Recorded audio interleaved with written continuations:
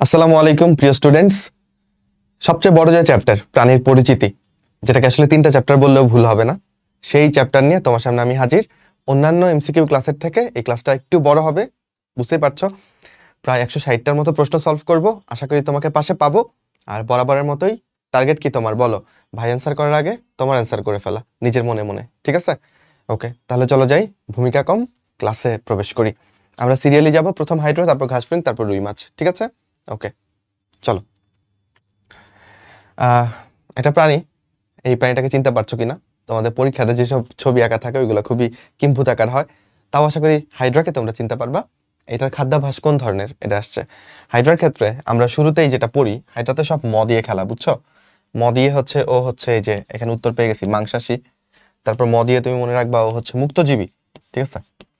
ও মুক্তজীবী। তারপর হচ্ছে ও মিঠা পানিতে বাস করে, ওকে, এবং ওর মুকুলোদ্গম ঘটে, মুকুলোদ্গম, এই সব কিছুই ম দিয়ে। ওকে গেল, চলো সামনে যাই। এটার উত্তর তো পেরে ফেলছো, উত্তর কোনটা হবে? বি নাম্বারটা। অরীয় প্রতিসাম্যতার উদাহরণ কোনটা? আচ্ছা, এখানে দেখো ভলভক্স দিছে। ভলভক্স কি বলতো?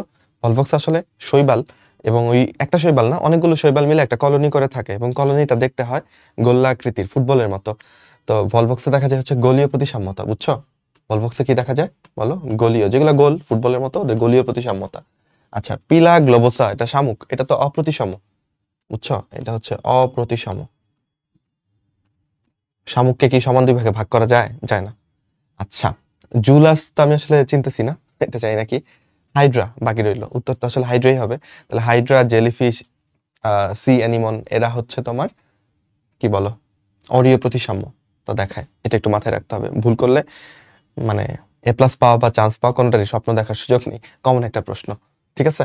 নিডারিয়া পর্বের প্রাণীরা সাধারণত অরীয় প্রতিসাম্যতা দেখায়। কোনটা হাইড্রাতে থাকে না চলো দেখি। ওদের মেসোডার্ম থাকে না, এটা বদলি মেসোগ্লিয়া থাকে, এটা থাকে। ওদের যে ভেতরের যে গহ্বরটা, যেখানে একই সাথে খাদ্য পরিপাক এবং পরিবহনের কাজ সবকিছুই ঘটে, যেটাকে আমরা গ্যাস্ট্রো ভাস্কুলার ক্যাভিটিও বলি, ওটার আরেক নাম কি বলো, সিলেন্টারন, এইটাও থাকে হাইড্রাতে। মেসোডার্ম এইটা থাকে না ভাই, তাহলে উত্তর কি হবে? সি নাম্বারটা। নিডোসাইটও তো থাকে, তাই না? তাহলে থাকে না হচ্ছে মেসোডার্ম। কোনটা হাইড্রার দেহে দেখা যায়? ওকে, দেখা যাবে কোনটা? মেসোগ্লিয়া দেখা যাবে, ওকে, মেসোগ্লিয়া দেখা যাবে, এটাই হচ্ছে আমাদের উত্তর। মানে ওদের বাইরে, এটা তো দ্বিস্তরী, তোমরা জানো নিডারিয়া পর্বের সব প্রাণীরা দ্বিস্তরী। ওদের হচ্ছে তোমার একটোডার্ম থাকবে, আর হচ্ছে গ্যাস্ট্রোডার্মিস, বা যেটাকে তুমি এন্ডোডার্মিস বলতে পারো, ওইটা থাকবে। মাঝখানে কোনো মেসোডার্ম বলে কিছু নাই, ওকে? ওইখানে যেটা থাকে অকোষীয় একটা স্তর, জেলির মতো, খুবই পাতলা, ওটাকে আমরা মেসোগ্লিয়া বলি, রাইট? হাইড্রার গ্যাস্ট্রোডার্মিসের কোষ কোনটা? তাহলে হাইড্রার যে কোষগুলো সেগুলো তুমি শিখে রাখতে পারো। যে কোষগুলোকে মনে রাখার জন্য আমি একটা মানে লাইন মনে রাখতাম, সেটা হচ্ছে নিজ পয়সায় সংগ্রহ। মানে তোমার বাবা মার অনেক পয়সা আছে, এটাই আসলে তোমার সংগ্রহ, এভাবে চিন্তা করলে হবে না, নিজে কামাইতে হবে, ঠিক আছে? তাহলে নিজ পয়সায় সংগ্রহ। ওকে, এখানে দেখো কোষগুলো আছে, নি দিয়ে হচ্ছে নিডোসাইট, নিডোসাইট, জ দিয়ে হচ্ছে জ্বলন কোষ, ওকে, প দিয়ে হচ্ছে পেশি আবরণী কোষ, পেশি আবরণী কোষ, যেটাকে পুষ্টি কোষও বলা যায় গ্যাস্ট্রোডার্মিসের ক্ষেত্রে। আচ্ছা, পেশি আবরণী কোষ, ওকে। তারপর তোমার সা দিয়ে হচ্ছে স্নায়ুকোষ, স্নায়ুকোষ। ই দিয়ে হচ্ছে ইন্টারস্টিশিয়াল কোষ। কি বলো? ইন্টারস্টিশিয়াল। ইন্টারস্টিশিয়াল কোষের কাজ বোধহয় সবাই পারো, স্টিশিয়াল, এটা অন্য কোষে রূপান্তরিত হতে পারে, এবং এটার মধ্যে একটা ক্ষমতা আছে যে অন্য কোষে রূপান্তরিত হওয়ার, বা হাইড্রার যে পুনরুৎপত্তি ক্ষমতা, এটার পেছনে মূল ব্যাপারটা কি? ওর ইন্টারস্টিশিয়াল কোষ আছে, তাই তো। তুমি হাইড্রা ধরো, এটা যদি একটা হাইড্রা হইতো, তুমি যদি মাঝখান দিয়ে ওকে ভেঙে দাও, তাহলে ওই ভাঙা দুইটা খণ্ড থেকে দুইটা হাইড্রা হয়ে যাবে। তাহলে ওই ভাঙা অংশ থেকে যে নতুন হাইড্রার নতুন পার্টগুলো তৈরি করা, এটার দায়িত্ব পুরোটাই ইন্টারস্টিশিয়াল কোষের। আর এই ক্ষমতাটাকে, একটা কোষের মধ্যে যদি এমন ক্ষমতা থাকে যে সে পূর্ণাঙ্গ একটা প্রাণীতে রূপান্তরিত হতে পারে, সেই ক্ষমতাকে আমরা বলি হচ্ছে টটিপটেন্সি, বুঝছো? তাহলে কোনটা টটিপটেন্ট সেল এখানে? ইন্টারস্টিশিয়াল কোষ। আশা করি পারছো। সং দিয়ে হচ্ছে সংবেদী কোষ, সংবেদী, আর গ্র দিয়ে হচ্ছে গ্রন্থি কোষ। তারপর কোষের নামগুলো আশা করি আর ভুল করব না। এবার সবগুলো কোষই আসলে সবখানে থাকবে। একটোডার্ম বলো, আর গ্যাস্ট্রোডার্ম বলো, মানে দুইটা স্তর তো, বাইরের স্তরেও থাকবে ভেতরের স্তরেও থাকবে। শুধুমাত্র ভেতরের স্তরে এই দুইটা কোষ থাকবে না, নিচ মানে নিডোসাইট আর জনন কোষ, এই দুইটা কোষ শুধুমাত্র একটোডার্মের কোষ, এইগুলা ভেতরের স্তরে গ্যাস্ট্রোডার্মে থাকবে না। কেন বলো তো? কারণ জননের কাজটা, ওরা তো আসলে ওদের তো স্বনিষেক ঘটে না, মানে পুরুষ থেকে শুক্রাণু যায় ডিম্বাণুকে গিয়ে নিষিক্ত করে, তো এই ডিম্বাণুটা উন্মুক্ত থাকে, শুক্রাণুটা বাইরের দিকে উন্মুক্ত থাকে, এটা ভেতর দিকে সিলেন্টারনে গিয়ে তো লাভ নাই। তাহলে জনন কোষটা বাইরের দিকে থাকে, একটোডার্মে থাকে, নিডোসাইট দিয়ে সে শিকার ধরে, এইটাও তো পেটের ভেতরে থেকে লাভ নাই, এটাকেও বাইরে উন্মুক্ত রাখতে হবে। তাই এই দুইটা কোষ হচ্ছে একটোডার্মে থাকে। ওকে, এবার আসো কি প্রশ্ন করেছে, গ্যাস্ট্রোডার্মিসের কোষ কোনটা? নিডোসাইট থাকবে গ্যাস্ট্রোডার্মে? না। জনন কোষ থাকবে? থাকবে না। প্যারেটাল কোষ বলে তো কোনো কোষের কথা আমরা হাইড্রাতে পড়ি নাই। পুষ্টি কোষ বা পেশি আবরণী কোষ, এইটা কিন্তু গ্যাস্ট্রোডার্মিসের কোষ। বুঝছো? পারলাম? ওকে, হাইড্রার কোন কোষটা কেবলমাত্র বহিস্তরে বিদ্যমান? মাত্রই পড়াইছি, নিচ, তাই না? তাহলে তোমার নিডোসাইট আর হচ্ছে জনন কোষ। দেখো তো এখানে জনন কোষ নাই, নিডোসাইট নাই, নিডোব্লাস্ট আছে। আগেও অনেকবার বলছি, ব্লাস্ট আর সাইটে পার্থক্য কোথায়? ব্লাস্ট হচ্ছে অপরিণত কোষ, মানে একটা বাচ্চা কোষ, কচি কোষ, আর ওইটা পরিণত হওয়ার পর ওইটার নাম হয়ে যাবে সাইট। তাহলে নিডোব্লাস্ট আর নিডোসাইট একই জিনিস, জাস্ট অপরিণত অবস্থায় এটাকে নিডোব্লাস্ট বলছি, পরিণত অবস্থায় নিডোসাইট বলছি। বাট ওদের অবস্থানটা কোথায় হবে বলো? বাইরের স্তরেই, মানে একটোডার্মিসেই। বুঝছো? তাহলে উত্তর কি হবে? এ নাম্বারটা। কোনটি হাইড্রার গ্যাস্ট্রোডার্মিসে থাকে না? তাহলে দেখো এই কোষগুলো যদি তুমি না জানো তাহলে কিন্তু হবে না, তাই না? তাহলে নিউরোসাইট থাকবে না গ্যাস্ট্রোডার্মিসে। কিউটিকল সৃষ্টি হয় কোন কোষের নিঃসৃত রসে? তুমি যদি ছবিটা দেখো, তোমার বইতে ছবি আছে, পেশি আবরণী কোষগুলো কেমন জানো? এই যেন একটা এরকম নিচের দিকটা একটু সরু, উপর দিকটা এরকম মোটা, বুঝছো? তো এই কোষগুলোতে, বুঝছো, এখানে কিছু দেখবা এরকম মিউকাস নিঃসরণ করে এমন কিছু দানা থাকে। মিউকাস নিঃসরণ মানে কি বলে এটাকে, মিউকাস নিঃসরণকারী কিছু দানা থাকে পেশি আবরণী কোষের উপর দিকটায়। ওদের নিঃসরণের ফলে এইটার উপরে একটা কিউটিকল সৃষ্টি হয়, বুঝছো? এখানে একটা কিউটিকল একটা লেয়ার তৈরি হয়। তাহলে এটার দায়িত্ব হচ্ছে এই যে ভেতরকার এই দানাগুলোর। ওকে, উত্তর তাহলে কি হবে বলো? এই পেশি আবরণী কোষই হবে। কাজের মধ্যে লেখা আছে, কোষগুলোর কাজে কিন্তু এটা লেখা আছে। হাইড্রার দেহের কোন কোষকে সংরক্ষিত কোষ বলে? আইডিয়া করে তুমি বলে ফেলতে পারবা, ইন্টারস্টিশিয়াল কোষ। কেন? কারণ ও যে কোনো কোষে রূপান্তরিত হতে পারবে, ওকেই সংরক্ষণ করে রাখে হাইড্রা, যখন যা প্রয়োজন ওর কাছ থেকে বানায় নিবে। কোন প্রাণীর দেহে টটিপটেন্ট প্রকৃতির কোষ পাওয়া যায়? টটিপটেন্ট প্রকৃতির কোষ বলতে ইন্টারস্টিশিয়াল কোষকে বোঝানো হয়েছে। তোমার জানা মতে এটা কোথায় পাওয়া যায়? হাইড্রাতে, সোজা প্রশ্ন। আর ল্যাবিয়া মানে রুই মাছ, পিলা মানে শামুক, আর পৈকিলোসেরাস পিকটাস মানে হচ্ছে ঘাস ফড়িং, কোনোটাতেই আমরা টটিপটেন্ট সেলের কথা পড়ি নাই। নিচের কোন কোষ যে কোনো কোষে পরিণত হতে পারে? একই প্রশ্ন, কোনো ব্যাখ্যা নাই, পারো সবাই। হাইড্রার মুকুল তৈরি করে কোনটা? যে কোনো কিছু নতুন তৈরি করতে গেলে কে হেল্প করবে বলো? ইন্টারস্টিশিয়াল কোষ। জনন কোষ কি করবে বলো? জনন কোষ মানে শুক্রাণু ডিম্বাণু, ওরা জননে কাজ করবে। পুষ্টি কোষ হচ্ছে ওদেরকে মানে আবরণ দিবে, প্লাস এখানে পেশিতন্তু থাকে, প্লাস এখানে পুষ্টি জমা করে রাখতে পারে, তাই না? নিউরোসাইট দিয়ে শিকার করবে। হাইড্রার কোন কোষ বুদবুদ তৈরি করতে পারে? আচ্ছা দেখো, বুদবুদ তৈরি করে মেইনলি হচ্ছে গ্রন্থি কোষ। ওকে, আচ্ছা, ইন্টারস্টিশিয়াল কোষের কাজ বুদবুদ তৈরি করা না, সংবেদী কোষের কাজও বুদবুদ তৈরি করা না। সংবেদী কোষ কি করবে? বাইরের যে কোনো সংবেদ গ্রহণ করবে।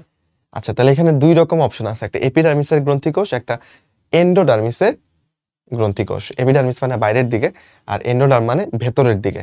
দেখো এখন তুমি আমাকে বলো যে হাইড্রা তার দেহের ভেতরে, ধরো এটা একটা হাইড্রা, ওকে, এটা মনে করো একটা হাইড্রা। আচ্ছা, এইটার ভেতরে যে সিলেন্টারন আছে, এই সিলেন্টারনের ভেতরে বুদবুদ তৈরি করে কোনো লাভ আছে? লাভ নাই। ও বুদবুদ তৈরি করে বাইরের দিকে, বুঝছো? ও বুদবুদ তৈরি করে হচ্ছে বাইরের দিকে।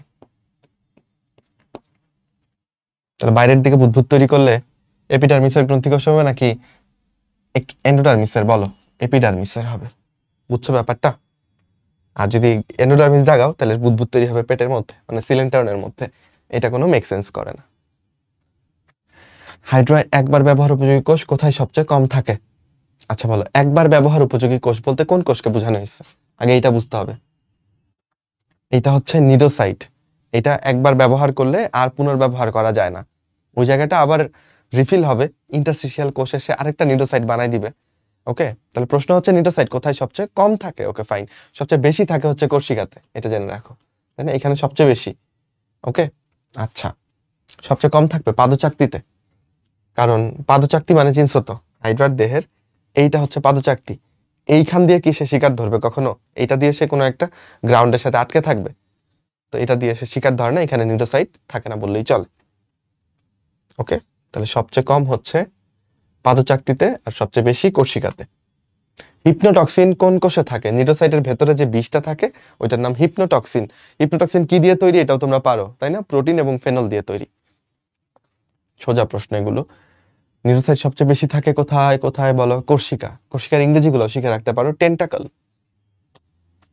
নিউটোসাইট কোষ কোথায় পাওয়া যায়? হাইড্রাতে পাওয়া যায়। টিনিয়া মানে কি বলো? টিনিয়া সোলিয়াম হচ্ছে একটা কৃমি, তাই না? আচ্ছা, পিতা কৃমি মোস্ট প্রবাবলি।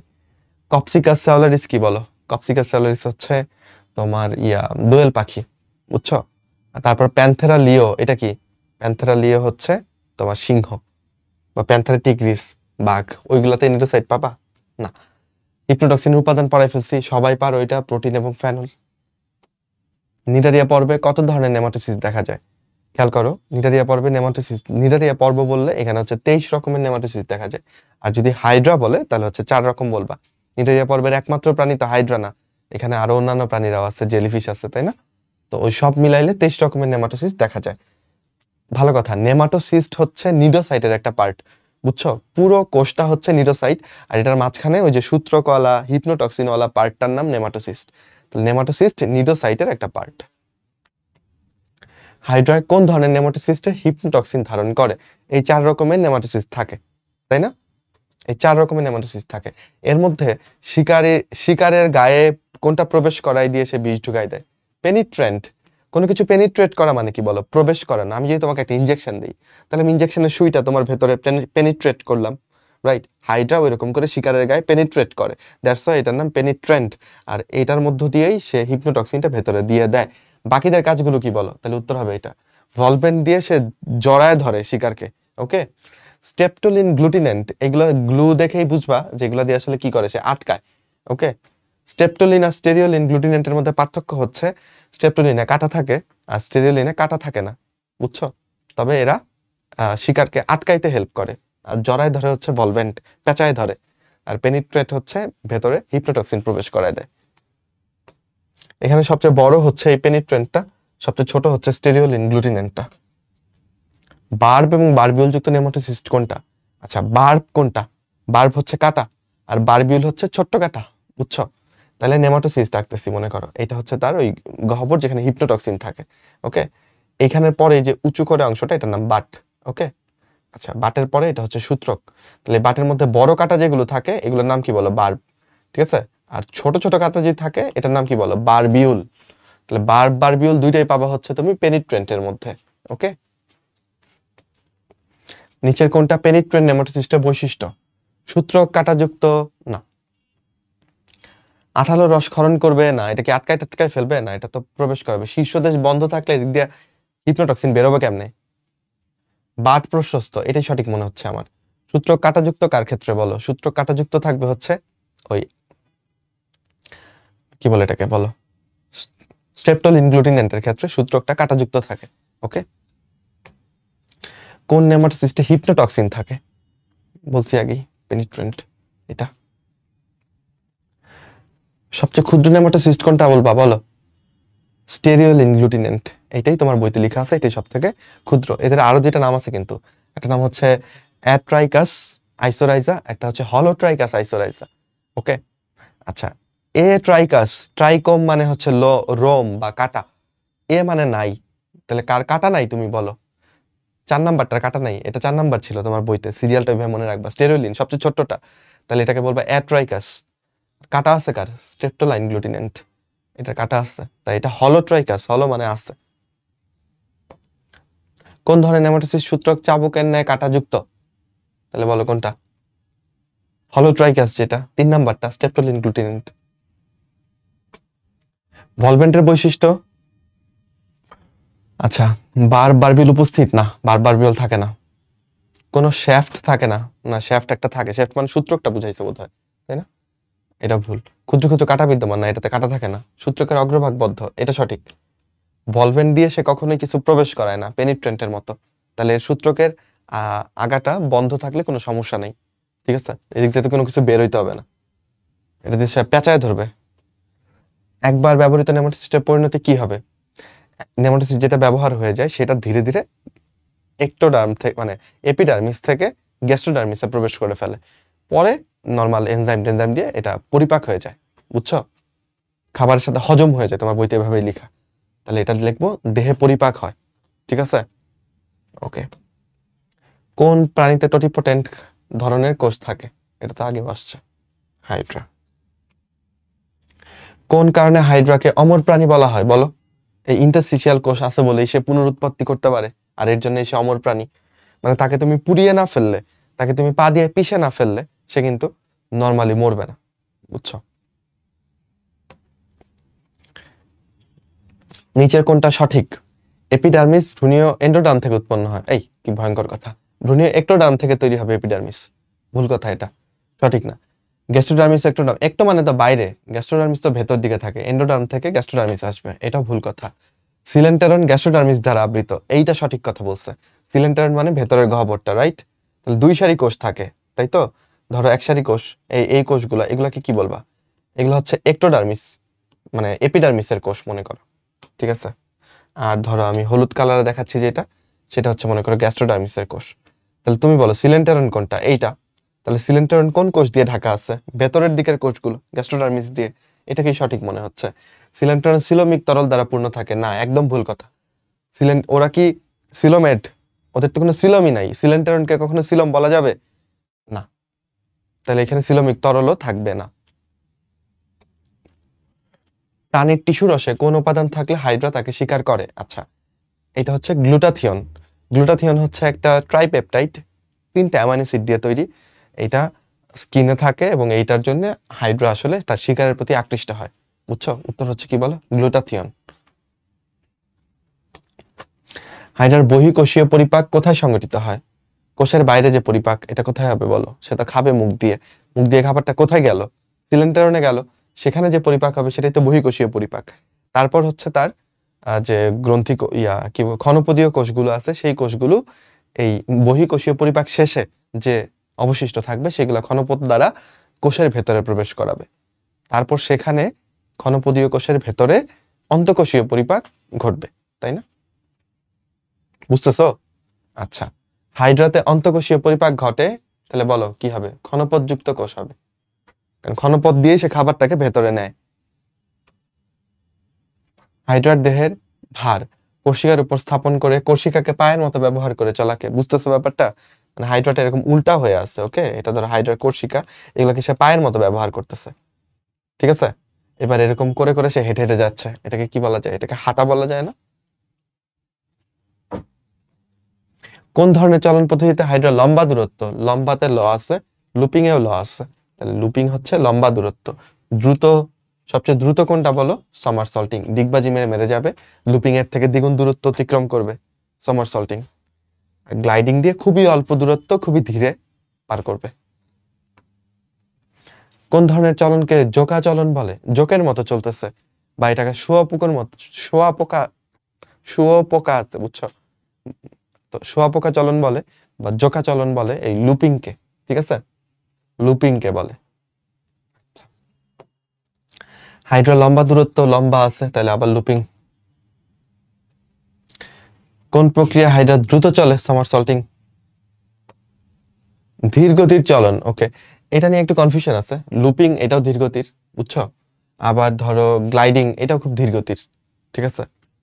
এখন এটার উত্তর আসলে কি দিব, বিট কনফিউজড। লুপিংটা ধীর গতির, বুঝছো?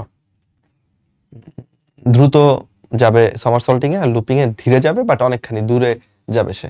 কিন্তু গ্লাইডিংটা অত্যধিক মাত্রায় ধীর গতির আসলে, বুঝছো? তো এটার আনসারটা আমি করতেছি না, এটা তোমরা একটু নিজেরা সার্চ করো, অন্য কোনো বইতে স্পেসিফিকলি এটা লেখা আছে কিনা, যে ধীর গ্লাইডিং এ লেখা আছে যেটা খুব খুব ধীরে চলে। এটা লুপিং এ ওইভাবে ডিরেক্টলি লেখা নাই।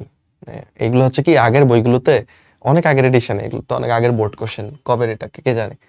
তো আগের বইটাতে এমন ছিল, লুপিং এর ক্ষেত্রে লেখা ছিল যে এটা ধীর গতির চলন, এখন বইটাতে লেখা নাই।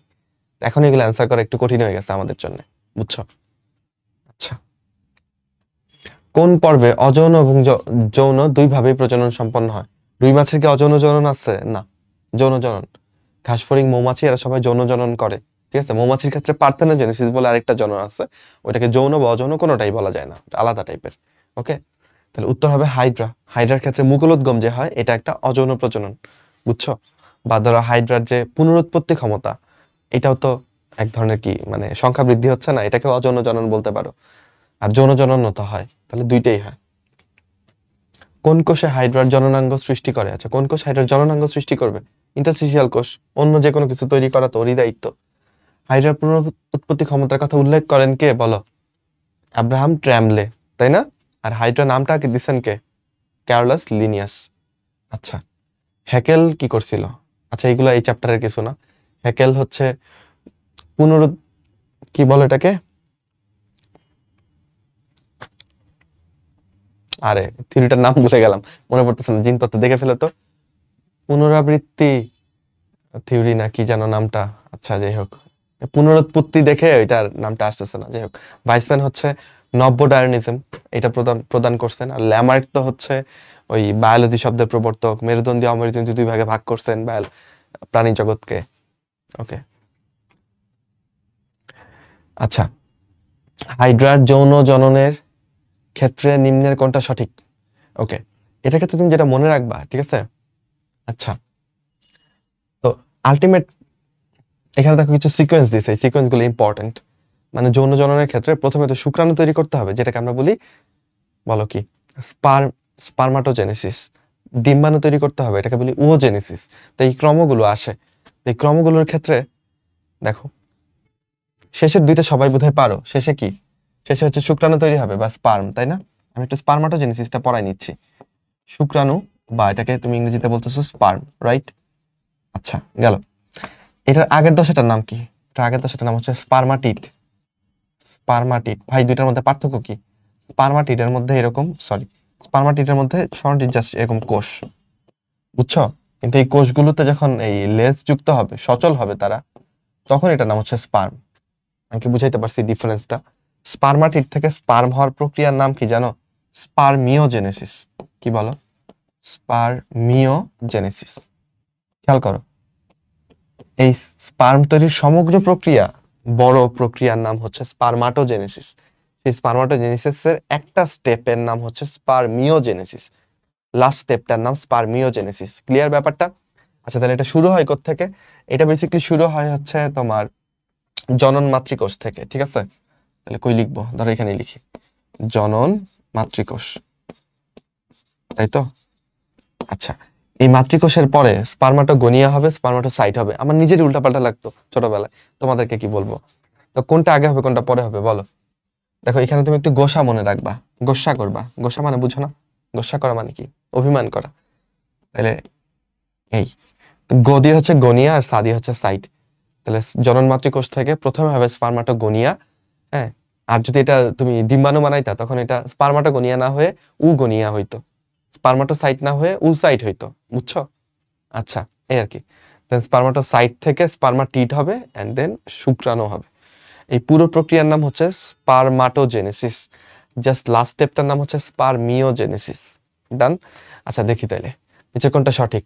তাহলে দেখো, এখানে স্পারমাটোগোনিয়ার পরে স্পারমাটিড, তারপর স্পারমাটোসাইট, তাহলে তো ভুল লিখছে, তাই না? আমি তো জানি গনিয়ার পরে আসবে হচ্ছে সাইট, তারপরে স্পারমাটিড এবং শুক্রাণু, এটা ভুল, বাদ। প্রতিকূল পরিবেশে সংঘটিত হয়। হাইড্রার যৌন জননটা হয় হচ্ছে মোস্ট প্রবাবলি শীতকালে, বুঝছো? তো শীতকাল সমস্ত প্রাণীর জন্যই একটা প্রতিকূল সময়। আচ্ছা, এটাকে আমরা অ্যাপারেন্টলি রাইট ধরে নিচ্ছি। সি নাম্বারে কি লিখছে?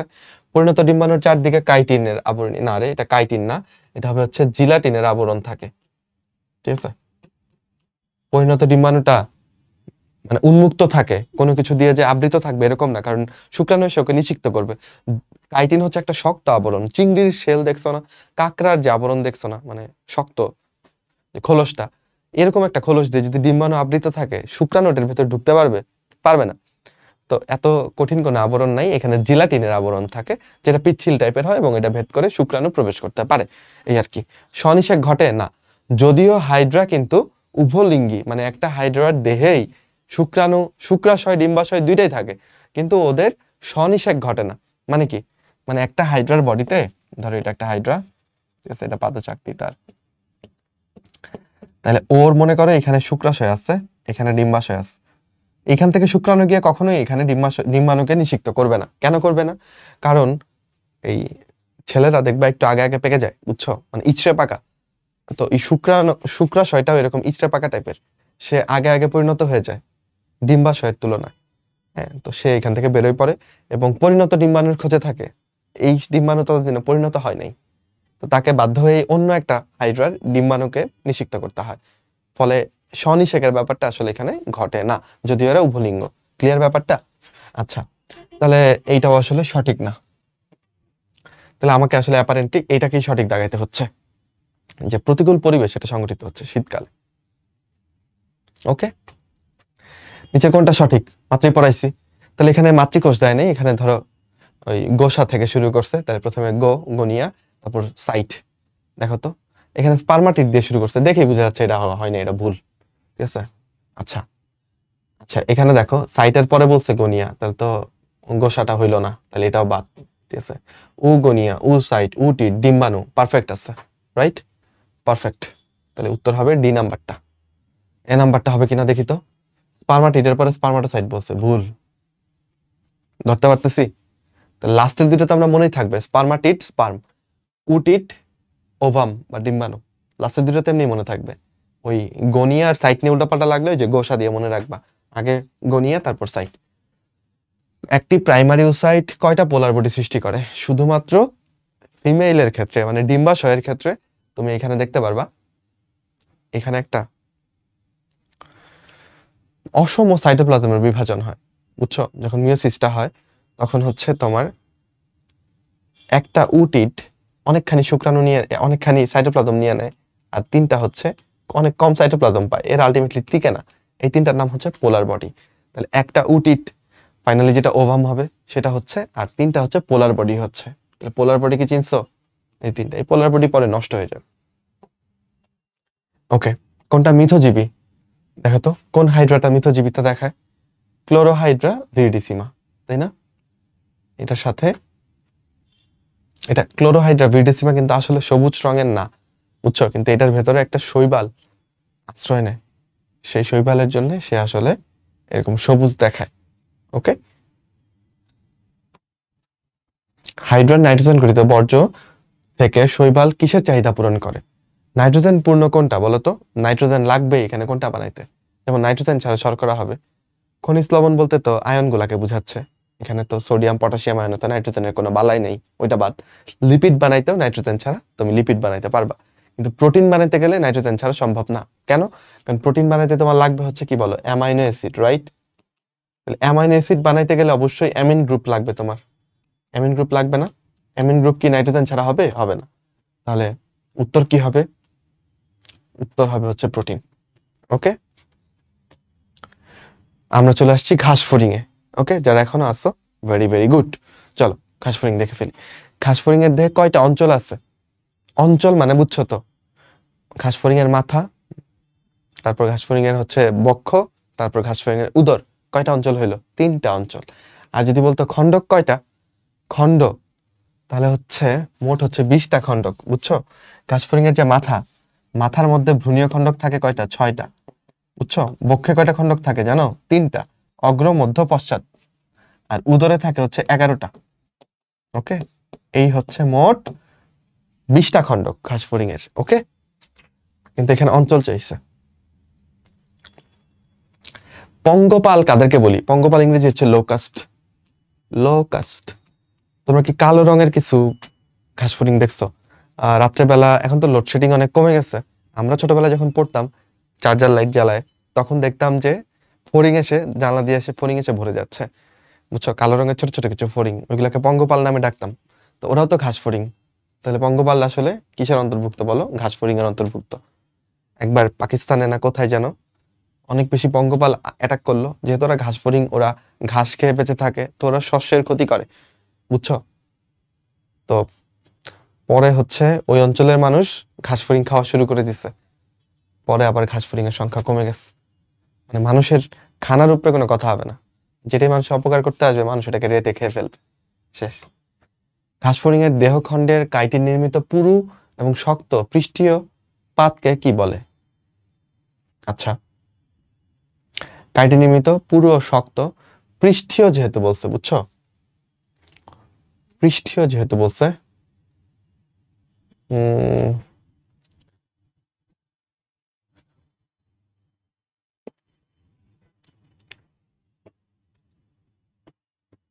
আচ্ছা এটা তো এটা হচ্ছে পেটের দিকে যেটা থাকে, ঠিক আছে, ওইটা হচ্ছে তোমার স্টারনাম, আর পিঠের দিকে যেটা হচ্ছে টারগাম। ওকে, বাট এখানে টারগামটা লিখা নেই, এখানে লিখা আছে টারগাইট। ওকে, পুরাইট বলে কিছু নাই, স্ক্লেরাইট হচ্ছে এক একটা খণ্ডক, ঘাসফড়িংয়ের এক একটা খণ্ডককে তুমি এক একটা স্ক্লেরাইট বলবা। ওকে, দেহখণ্ডের কাইটিন নির্মিত পুরো শক্ত পৃষ্ঠীয় পাতকে, তাহলে এখানে এটা হয় তুলতে ভুল হয়েছে, অথবা টারগামকে টারগাইটও বলে কিনা আমি জানি না, এটা মোস্ট প্রবাবলি আনসার ডি হওয়া উচিত, পৃষ্ঠীয় যেহেতু বলছে। পৃষ্ঠের দিকে যেটা থাকে ওটা টারগাম, ওকে, পেটের দিকে যেটা থাকে ওটা হচ্ছে স্টারনাম। এই ওকে, তাও তুমি একটু চেক দিও, এটা একটু জানাও কমেন্টে এটার ব্যাপারটা কি। ঘাসফড়িং এর প্রতি দেহখণ্ডকে শক্ত আবরণকে কি বলে? ওকে, প্রতি দেহখণ্ডকে শক্ত আবরণ, আচ্ছা এখানে প্রত্যেকটা খণ্ডককেই মিন করছে আসলে, এক্ষেত্রে এটা তুমি স্ক্লেরাইট দাগাও। স্ক্লেরাইট হচ্ছে এক একটা দেহখণ্ডক, বুঝছো, খণ্ডকের সমস্ত আবরণটাই স্ক্লেরাইট এটা বলা যায়। পৃষ্ঠীয় বললে টারগাম, অঙ্কীয় বললে স্টারনাম, আর সুচার হচ্ছে একটা পর্দা, ওদের ক্ষেত্রে দুইটা খণ্ডক যে জোড়া লাগানো থাকে একটা পর্দা দিয়ে, ওইটাকে বলে সুচার। সুচার নামক অস্থি সন্ধি আমাদের মধ্যে দেখা যায়, আমাদের খুলিতে যে হাড্ডিগুলো আছে এই হাড্ডিগুলো সুচার সন্ধি দিয়ে একটার সাথে একটা জয়েন্ট। ওকে, আচ্ছা, ঘাসফড়িং এর মস্তকের আয়তাকার প্লেটটার নাম কি? ওকে, এক্ষেত্রে একটা ঘাসফড়িং এর ছবি যদি পাওয়া যায় তো তাহলে খুব ভালো হইতো। আচ্ছা, যাই হোক, আমি তোমাকে বলি ঘাসফড়িং এর এই যে মাথাটা আমি একটু আঁকার চেষ্টা করি, ঠিক আছে, একটু টাফ হবে ঘাসফড়িং এর মাথা আঁকা, স্টিল চেষ্টা করতেছি।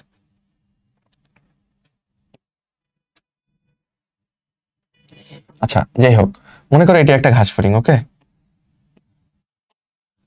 আচ্ছা এটা ওর বক্ষ, এটার মাথা, মাথার এই দিকে একদম চান্দিতে ত্রিকোণাকার একটা অঞ্চল থাকে, ঠিক আছে, ত্রিকোণাকার অঞ্চল থাকে, এটার নাম হচ্ছে ভার্টেক্স, মাথার চান্দিটার নাম, ঠিক আছে। ভার্টেক্সের নিচে এখানে একটা প্রশস্ত একটা অঞ্চল থাকে, এই অঞ্চলটা, এটার নাম হচ্ছে ফ্রন্স। আমি যদি একটা ঘাসফড়িং হইতাম তাহলে আমার চান্দিটার নাম হইতো ভার্টেক্স, আমার কপালটার নাম হইতো ফ্রন্স। ওকে, আচ্ছা, আর দুই পাশে কি থাকতো বলো? জেনা। এই যে এই দুই পাশের এই অঞ্চলটা হচ্ছে কি বলো, এটা একটা, আর ওই পাশে আরেকটা, এটা হচ্ছে জেনা, ঠিক আছে। আচ্ছা, তার নিচে আয়তাকার একটা প্লেট থাকে চারকোনা, এটার নাম হচ্ছে ক্লাইপিয়াস। এখানে ওই আয়তাকার প্লেটটাই জানতে চাইছে, উত্তর কি হবে বলো? ডি নাম্বার, ক্লাইপিয়াস, এটি হবে সঠিক উত্তর। ওকে, কপালের চওড়া অংশকে কপাল তৈরি করে কোনটা? ফ্রন্স। ঘাসফড়িং এর মস্তকের অংশ, আচ্ছা দেখো ল্যাসিনিয়া এটা কই থাকে? ঘাসফড়িং এর যে মুখপাঙ্গ ম্যাক্সিলা ওইখানে থাকে ল্যাসিনিয়া, নখরযুক্ত ল্যাসিনিয়া। ওকে, আচ্ছা ট্রোকান্টর কই থাকে? পায়ে। ঘাসফড়িং এর পায়ে কক্সা থাকে, তারপর ট্রোকান্টর থাকে, তারপর ফিমার থাকে, তাহলে এগুলো সব পায়ের জিনিস, কক্সা ট্রোকান্টর। ল্যাসিনিয়া হচ্ছে মুখপাঙ্গের জিনিস। মস্তকের অংশ কোনটা? জেনা, গাল, ঘাসফড়িং এর যে গালটা। ঘাসফড়িং এর মাথার স্ক্লেরাইট কোনটা? মাথার অংশ কোনটা? ভার্টেক্স, এটি তো মাথার অংশ, প্রথমেই পেয়ে গেছি। আর স্টারনাম টারগাম এগুলো তো মাথায় থাকে না, ঠিক আছে, এগুলা বক্ষ এবং উদরে থাকে। ল্যাবিয়াম এটা একটা মুখপাঙ্গের নাম। মস্তকে ওসেলাস কয়টা থাকে? ওসেলাস হচ্ছে সরলাক্ষী, ওসেলাস থাকে ওর তিনটা, ঠিক আছে, মস্তকে তিনটা ওসেলাস থাকে। আর যদি বলতো পুঞ্জাক্ষী কয়টা থাকে, তাহলে বড় বড় দুইটা পুঞ্জাক্ষী থাকে কালো রঙের, বুঝছো, যেগুলো ওমাটিডিয়াম দিয়ে তৈরি। এক একটা পুঞ্জাক্ষীতে প্রায় 2000 করে ওমাটিডিয়াম থাকে। এখানে ওইটার কথা বলে না, এখানে সরলাক্ষীর কথা বলছে, ওসেলাসের কথা বলছে, তিনটা থাকে। কার্ডো কোন, আচ্ছা এটা তাহলে একটু তোমাকে একেই দেখাইতে হচ্ছে। ওকে, আমি একটু ম্যাক্সিলাটা আঁকি। ওকে, ম্যাক্সিলার ক্ষেত্রে অনেকগুলা খণ্ডক থাকে, গোড়ার দিকের যে খণ্ডকটা এটার নাম হচ্ছে কার্ডো। ওকে, তারপরেরটা হচ্ছে তোমার স্টাইপস, এবং তারপরেরটা হচ্ছে তোমার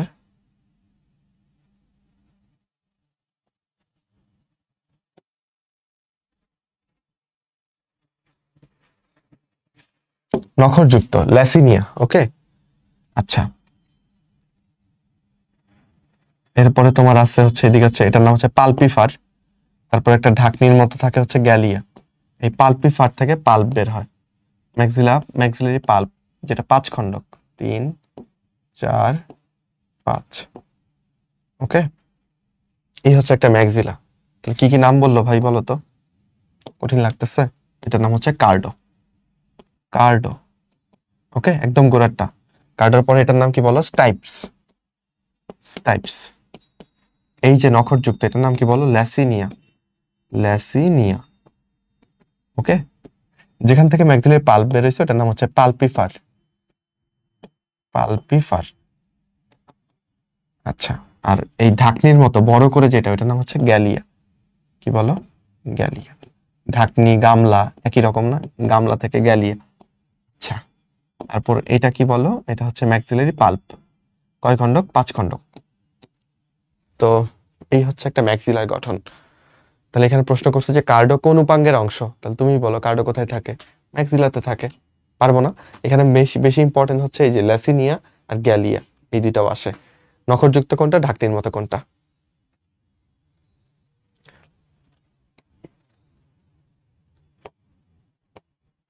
এন্ড দেন ঘাসফড়িং এর ল্যাসিনিয়া পাওয়া যায়, এই দেখো এখন তো পারবা, ম্যাক্সিলাতে ল্যাসিনিয়া পাওয়া যায়, নখরযুক্ত ল্যাসিনিয়া। ল্যাসিনিয়া কোন উপাঙ্গের অংশ? ম্যাক্সিলার অংশ। ম্যাক্সিলারি পাল্পের কাজ কি? খুবই ডিস্টিংটিভ অপশন দিছে, যেটা মানে খুবই পার্থক্য করা যায় সহজেই। রেচনে সহযোগিতা করবে মালপিজিয়ান নালিকা, এখানে ম্যাক্সিলারি পাল্প কি করবে? দর্শনে সহযোগিতা করবে ওমাটিরিয়াম বা ওসেলি বা পুঞ্জাক্ষী, এখানে তো ম্যাক্সিলারি পাল্পের কাজ নাই। পাল্পটা চিনছো তো? আচ্ছা, শ্বসনে সহযোগিতা করা ওর কাজ না, তাহলে খাদ্যের স্বাদ গ্রহণ করা ওর একটা কাজ। ঠিক আছে, ম্যাক্সিলারি পাল্পের একটা কাজ খাদ্যের স্বাদ গ্রহণ করা। ঘাসফড়িং এর বক্ষ অঞ্চলে কত জোড়া শ্বাসরন্ধ্র থাকে? ওর মোট শ্বাসরন্ধ্র হচ্ছে 10 জোড়া, এর মধ্যে 2 জোড়া থাকে বক্ষ অঞ্চলে, 8 জোড়া থাকে হচ্ছে উদর অঞ্চলে। ওকে, বক্ষ অঞ্চলে কোথায় থাকে ভাই? ওর তো 3টা বক্ষ, তাই না? অগ্র, মধ্য, পশ্চাৎ, 3টা বক্ষ। তো অগ্র আর মধ্যের সংযোগস্থলে 1 জোড়া, মধ্য আর পশ্চাতের সংযোগস্থলে আরেক জোড়া, তাহলে মোট কয় জোড়া হলো? 2 জোড়া। আর বাকি 8 জোড়া কই থাকে? উদরে। প্রথম 8টা উদরীয় খণ্ডকে থাকবে, বুঝছো? তাহলে এগুলো মনে করো উদরের খণ্ডক। 1 নাম্বার, 2 নাম্বার, 3 4 5 6 7 9 10 11 মনে করো, এগুলো হচ্ছে ঘাসফড়িং এর খণ্ডক। আচ্ছা ভালো কথা, 1 নাম্বার উদরীয় খণ্ডকে কিন্তু এটার নাম কি বলো? এটার নাম হচ্ছে টিম্পেনাম। হ্যাঁ, এটা দিয়েও শুনে এই শ্রবণ অঙ্গটা প্রথম উদরীয় খণ্ডকে থাকে। আর কি থাকবে? এগুলো কি? এগুলো হচ্ছে স্পাইরাকল বা শ্বাসরন্ধ্র। এই প্রথম 8টার ক্ষেত্রে 8টা। ওকে, এই পাশে যেটা আছে অপর পাশেও তো আছে, তাই জোড়া।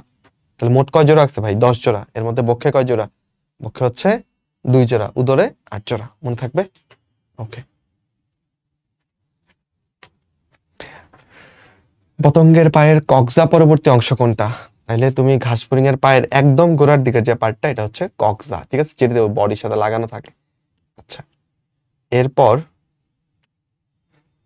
তাহলে এইটার নাম হচ্ছে ধরো কক্সা। ঠিক আছে, ফিমারের এই যে গোড়াটা, এখানে থাকে হচ্ছে ট্রোকান্টার, যেটা মানুষেরও থাকে। মানুষের ফিমারেও কি থাকে? ট্রোকান্টার থাকে। ওকে, তারপর এটা হচ্ছে কি বলো? এটা হচ্ছে ফিমার। ওকে, ফিমারের পরে কি বলো? ফিমারের পরে এটা হচ্ছে তার টার্সাস, না সরি, এটা হচ্ছে টিবিয়া। এটা হচ্ছে টিবিয়া। ঠিক আছে, এই টিবিয়ার মধ্যে কিছু নখের মতো থাকে, এটাকে বলে হচ্ছে টার্সাস। এক একটা অংশকে বলে টার্সোমিয়ার। এই হচ্ছে সিকোয়েন্স আর কি। তাহলে কক্সা পরবর্তী অংশ কোনটা হইলো? ট্রোকান্টার হইলো না? বলো, পারছো? পায়ের অংশ কোনটা? এলিট্রা হচ্ছে প্রথম জোড়া ডানা, যেটা উইং কাভার বলি আমরা, যেটা দ্বিতীয় জোড়া ডানাকে ঢেকে রাখে, উঠতে হেল্প করে না, তো এটা পায়ের অংশ না। কক্সা হচ্ছে পায়ের অংশ। পায়ের গঠনের সঠিক ক্রম তাহলে কক্সা দিয়ে শুরু, তাই না? আচ্ছা, ট্রোকান্টর দিয়ে শুরু হইতে পারে, সমস্যা নেই, কিন্তু ট্রোকান্টরের পর কক্সা, এটা আগেই বাদ। ঠিক আছে, আচ্ছা ট্রোকান্টরের অনেক পরে কক্সা, এটাও বাদ। ওকে, তাহলে দেখো কক্সার পরে কি ফিমার চলে আসবে, নাকি কক্সার পরে ট্রোকান্টর তারপর ফিমার? তাহলে ক নাম্বারটা কি সঠিক মনে হচ্ছে? নিচের কোনটা ঘাসফড়িং এর পায়ের অংশ? আবার একই প্রশ্ন আগে আসছে। ঘাসফড়িং এর প্রধান শ্রবণাঙ্গ কোন খণ্ডকে? প্রধান শ্রবণাঙ্গের নাম হচ্ছে টিম্প্যানাম, যেটা প্রথম উদরীয় খণ্ডকে থাকে। খেয়াল করো এখানে কিন্তু প্রথম বক্ষীয় আছে, ভুল করে এটা দাগায় ফেললে শেষ। প্রথম উদরীয় খণ্ডকে এটা থাকে। পারছো? উদর অঞ্চলে কয়টা শ্বাসরন্ধ্র থাকবে? দেখো প্রশ্নটা দেখো, কয়টা, কয় জোড়া না কিন্তু কয়টা ছিল? 8 জোড়া। এখানে তো জোড়ায় প্রশ্ন করে নাই, কয়টা? তাহলে উত্তর হবে 16টা। কেউ যদি ভুল করে 8 দাগায় ফেলো শেষ, এটা পারা প্রশ্ন ভুল হয়ে যাবে, তাই মনোযোগী থাকতে হবে। নিচের কোনটা স্ত্রী ঘাসফড়িং এ দেখা যায়? স্ত্রী ঘাসফড়িং চেনার একটা বড় উপায় হচ্ছে ওভিপজিটর। ওভিপজিটর হচ্ছে ওর ডিম পাড়ার অঙ্গ, ঠিক আছে? 9 নাম্বার উদরীয় খণ্ডক থেকে এই ওভিপজিটরটা তৈরি হয়, যেটা দিয়ে ডিম পাড়ে। ওকে, সাবজেনিটাল প্লেট, ওকে ফাইন, এটা পুরুষ ঘাসফড়িং এ থাকবে, ঠিক আছে? তাহলে পুরুষ ঘাসফড়িং এর ক্ষেত্রে খেয়াল করো, উদরীয় খণ্ডকগুলো মনে করো আঁকতেছি, ঠিক আছে? এটা মনে করো 1 নাম্বার, 2, 3, 4, 5, 6, 7, 8।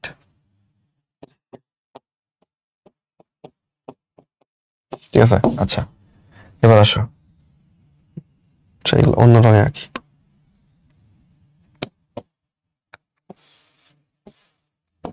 এই হচ্ছে তোমার 9, 10, 11। ওকে, এবার পুরুষ ঘাসফড়িং এর 9 নাম্বার খণ্ডকে থাকবে হচ্ছে তোমার সাবজেনিটাল প্লেট, ঠিক আছে? 9 নাম্বার খণ্ডকে কি পাবা? Subgenital plate. ওকে, আচ্ছা আচ্ছা, আর 10 নাম্বার খণ্ডকে ওর যে জননাঙ্গ, হ্যাঁ, পুরুষের জননাঙ্গের জন্য একটা বর্ধিত অংশ থাকে। ওকে, ওইটার নাম হচ্ছে তোমার অ্যানাল সার্কি। কি নাম বলো? অ্যানাল, এমন হচ্ছে কেন? অ্যানাল সার্কি। তো এটা একটা বর্ধিত অংশ আর কি, বুঝছো? এরকম একটা বর্ধিত অংশ থাকে, এটার নাম অ্যানাল সার্কি। এটা 10 থেকে আসে। 11 থেকে যেটা আসবে যেটার নাম হচ্ছে supra anal plate. Supra anal plate, এটার কাজ কি? এটা বেসিক্যালি ওদের পায়ুরন্ধ্রটাকে ঢেকে রাখে, ঠিক আছে? Supra anal plate. তাহলে সাবজেনিটাল প্লেট 9 নাম্বার থেকে, অ্যানাল সার্কি 10 নাম্বার থেকে, 11 নাম্বার থেকে সুপ্রা অ্যানাল প্লেট। দুইটা প্লেট আছে দুই পাশে, মাঝখানে হচ্ছে অ্যানাল সার্কি। বুঝছো? মনে থাকবে না? এই তো। তাহলে এখানে কোনটা জানতে চাইছে? Subgenital plate. উত্তর কি হবে? 9 নাম্বার। ডান। ওভিপজিটর কততম খণ্ডক? 9 নাম্বার খণ্ডক। অ্যানাল সার্কি ফিমেলে নাই, ঠিক আছে? ফিমেলে দুজনেরই তো বর্ধিত অংশ থেকে লাভ নাই, বুঝছো? ফিমেলে প্রজননের জন্য অ্যানাল সার্কি নাই, পুরুষে থাকবে শুধু সেটা। ইভেন ওই এই প্লেটটাও নাই ফিমেলের ক্ষেত্রে, সুপ্রানাল প্লেটও নাই। ফিমেলে শুধু 9 নাম্বার খণ্ডকে ওভিপজিটর পাবা, আর পুরুষে এই 3টা জিনিস পাবা। কোন অংশটি ঘাসফড়িং এর পৌষ্টিক নালীর প্রক্টোডিয়ামের অন্তর্ভুক্ত? প্রক্টোডিয়াম মানে কি? প্রক্টোডিয়াম মানে হচ্ছে একদম, মানে প্রক্টো মানে হচ্ছে তোমার পায়ু, বুঝছো? প্রক্টো মানে হচ্ছে পায়ু। তো পায়ুর দিকের যে অংশটা, এটা না হচ্ছে প্রক্টোডিয়াম। তো প্রক্টোডিয়ামে কি কি পার্ট থাকে? প্রক্টোডিয়াম থাকে হচ্ছে ইলিয়াম, কোলন, তারপর মলাশয়, বা যেটাকে তুমি রেকটাম বলতে পারো, রেকটাম, পায়ু।